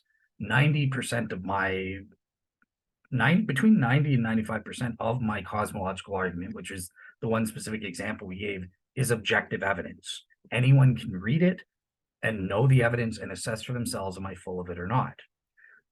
So this is objective, and I'm presenting these as evidence for you guys to consider. And I've done all the bases. I mean, it is a scientific fact that certain models, like the quantum loop cosmology, entails certain problems with thermodynamics and the second law of thermodynamics. That is a fact published in peer-reviewed scientific journals. That isn't just I believe, therefore. Now, it is true that Darren's point that all of the probabilities, the assessments that I give of these objective reasons are ultimately going to be, when I say 90% versus 89%, that's a subjective probability. And I'm not arguing anyone needs to be there. We don't. We just need to be within this semi-objective legal standard of being a reasonable person, and that applies generally to everyone when we're assessing the evidence. Scientists do this, historians do this. Nobody has frequentist probabilities about a certain eternal cosmological model. It's not out there. Certain elements might involve those types of statistical probabilities, but when Sean Carroll's saying, I think it's equally probable or more probable that his particular model is true, it's impossible for him to come up. Darren was saying something. They don't provide statistical probabilities. We all recognize the validity of subjective probabilities in making decisions and rational decisions. So if you just have an objection to subjective probabilities in general, I guess there's nothing I can say, but I will just say that most scientists don't have a problem with it. Historians don't have a problem with it. Philosophers and logicians, people who use decision theory, it's used all the time. And in fact, everyone here, even if you're a Calvinist like McAtack, everyone here, either consciously or unconsciously, is doing exactly the same thing that I do. They're just less explicit by it. Every one of you has made a probability judgment. In David's case, he gave a specific example about an irrelevant point. Of course, it's a separate question about whether 51% versus 100% knowledge is good enough to commit. And in fact, David said, look, even with 100% knowledge, I demand evidence of a certain type before I'll commit. That's a separate question. The Bible recognizes that difference. I'm talking pure epistemology. Don't care about whether I could have 100% knowledge that Satan exists and he's telling me to do something bad. That I don't have to commit to doing something bad or feel like I'm in a relationship with him in order to have good rational reasons to go, yeah, Satan exists and he's telling me to do something bad. So that epistemic question is totally separate from the other questions of, well, do I have a relationship with this thing that I know exists? Do I want a relationship? That's not relevant to today's topic and our use of Bayes' theorem. Even if it's theologically important and stuff, that's kind of an after step. What else do I have? Believe because that was trusting. I think I covered it. Is hopefully anything else I missed. Oh, and even with the Calvinists, look, McAtack would be totally right in denying my real seeker notion. This is assuming a certain position in the Bible, but let's pretend Calvinism is totally true. Bayes' theorem is still right. McAtack got zapped by the Holy Spirit. I know this is a mischaracterization, but he got zapped by the Holy Spirit. God gave him 100% knowledge, or whatever degree he had. I don't know if he accepts degrees, but he's got 100% knowledge that Christianity is true because of that action. And he's basing it on subjective probabilities. He knows. I guarantee you, he couldn't do the math and prove statistically that there's a 100% odds that every mathematician would agree that he exists. No, we all make these numbers. We have various considerations that we look at for and against a given proposition. And in one way or another, we all go, you know what? I think God doesn't exist, or I think no, Christianity, God raising someone from the dead, what a barbaric thing. No, Christianity's a bunch of hooey. Or on the opposite end, as me and Mac as Christians, no, the evidence is more powerful than the negative things. There are counters to this, and we all make these weighty decisions. I'm just more transparent about it, and I assign actual probability values, which can be then plugged into Bayes' theorem and avoid further problems of bias in coming up with an overall probability. So I think this is generally applicable. It doesn't matter what the hypothesis is, and everyone should do this to be clear rather than just saying, I don't buy it kind of things. Okay, prove it. Assign numbers to the individual elements or aspects as to why you do this. And we would have lots better conversations and stuff like that. And yes, the probability values you plug in are subjective. That's totally right. Mac's writing that in the comments. But again, that's not a problem rationally. Everyone with a PhD in science, in history, in philosophy, logic, they all recognize the validity of using subjective probabilities. And whether you assign a real percent value or not, that's what everyone here has done. Darren and Andrew and David have all made, whether they recognize it consciously or not, or have actually assigned probability values, they've said the evidence makes it seem like Christianity's false overall. McAtack and I have done the opposite. The subjective probability I assigned to. So Darren, great, even if it's 0%. So Darren is saying, sorry, in the comments that he's assessed it at 0%. Great, 0% goes into Bayes' theorem, you plug it in and you get 0% overall, right? Even if you're convinced, if I convince you about the shroud 55% or 60%, because you've got that, whatever gives you that 0%, however you got there, that's always going to outweigh, and the overall probability will be 0%. So guess what? Don't believe it. apparently Christianity has been proven with absolute proof to be false, according to Darren. So thank you for proving my point. You use Bayes, you just don't know it. You don't do it explicitly. Kind of thing. So yeah, that's my point. Yeah, thank you guys for giving your feedback and stuff like that. And I'll think about ways to communicate this better in the future. Well, I personally think that anything that helps us observe, recognize, and tame our biases is a good thing, which is why, even though I don't believe in the method, I'm willing to go through the method and just see if there's a difference once I've tried my best to mathematically eliminate my biases. I don't think that's possible. I think my biases would show up in the math, but I'm willing to try. And if Dale is willing to Absolutely. hold my hand through a 6-hour process, I will do the thing and see, because bias, these types of biases harm our decision making ability, and you shouldn't be so convinced that you're right if you haven't done the work of doing your best to eliminate your biases. So Yeah, I would love that. I'll take all day if I need to help you guys out to understand it. well, Okay. yeah, I was said 6 hours generously. It's going to take us all day. But Well, we can do multiple days. And shorter days. How about that? So, but that's I'm looking forward to that. That's something that we'll do offline. I will be happy to report back on it, and I assure you that when I report back on it, it will be something that Dell has walked me through and that he has approved of, and that it won't be something that I just half-assed, as some kind of stunt. And so, if I do not get Dale's approval of the process, then I will consider it illegitimate. So I'm willing to put that out there into the world. I'm willing to put this podcast out there into the world. Thanks, everybody. And we will see you next time, maybe next month, because I think the stage has been set for finally, Dale and I finally getting down to the business of proving or disproving the existence of God. Bye-bye. Take care. It's still going.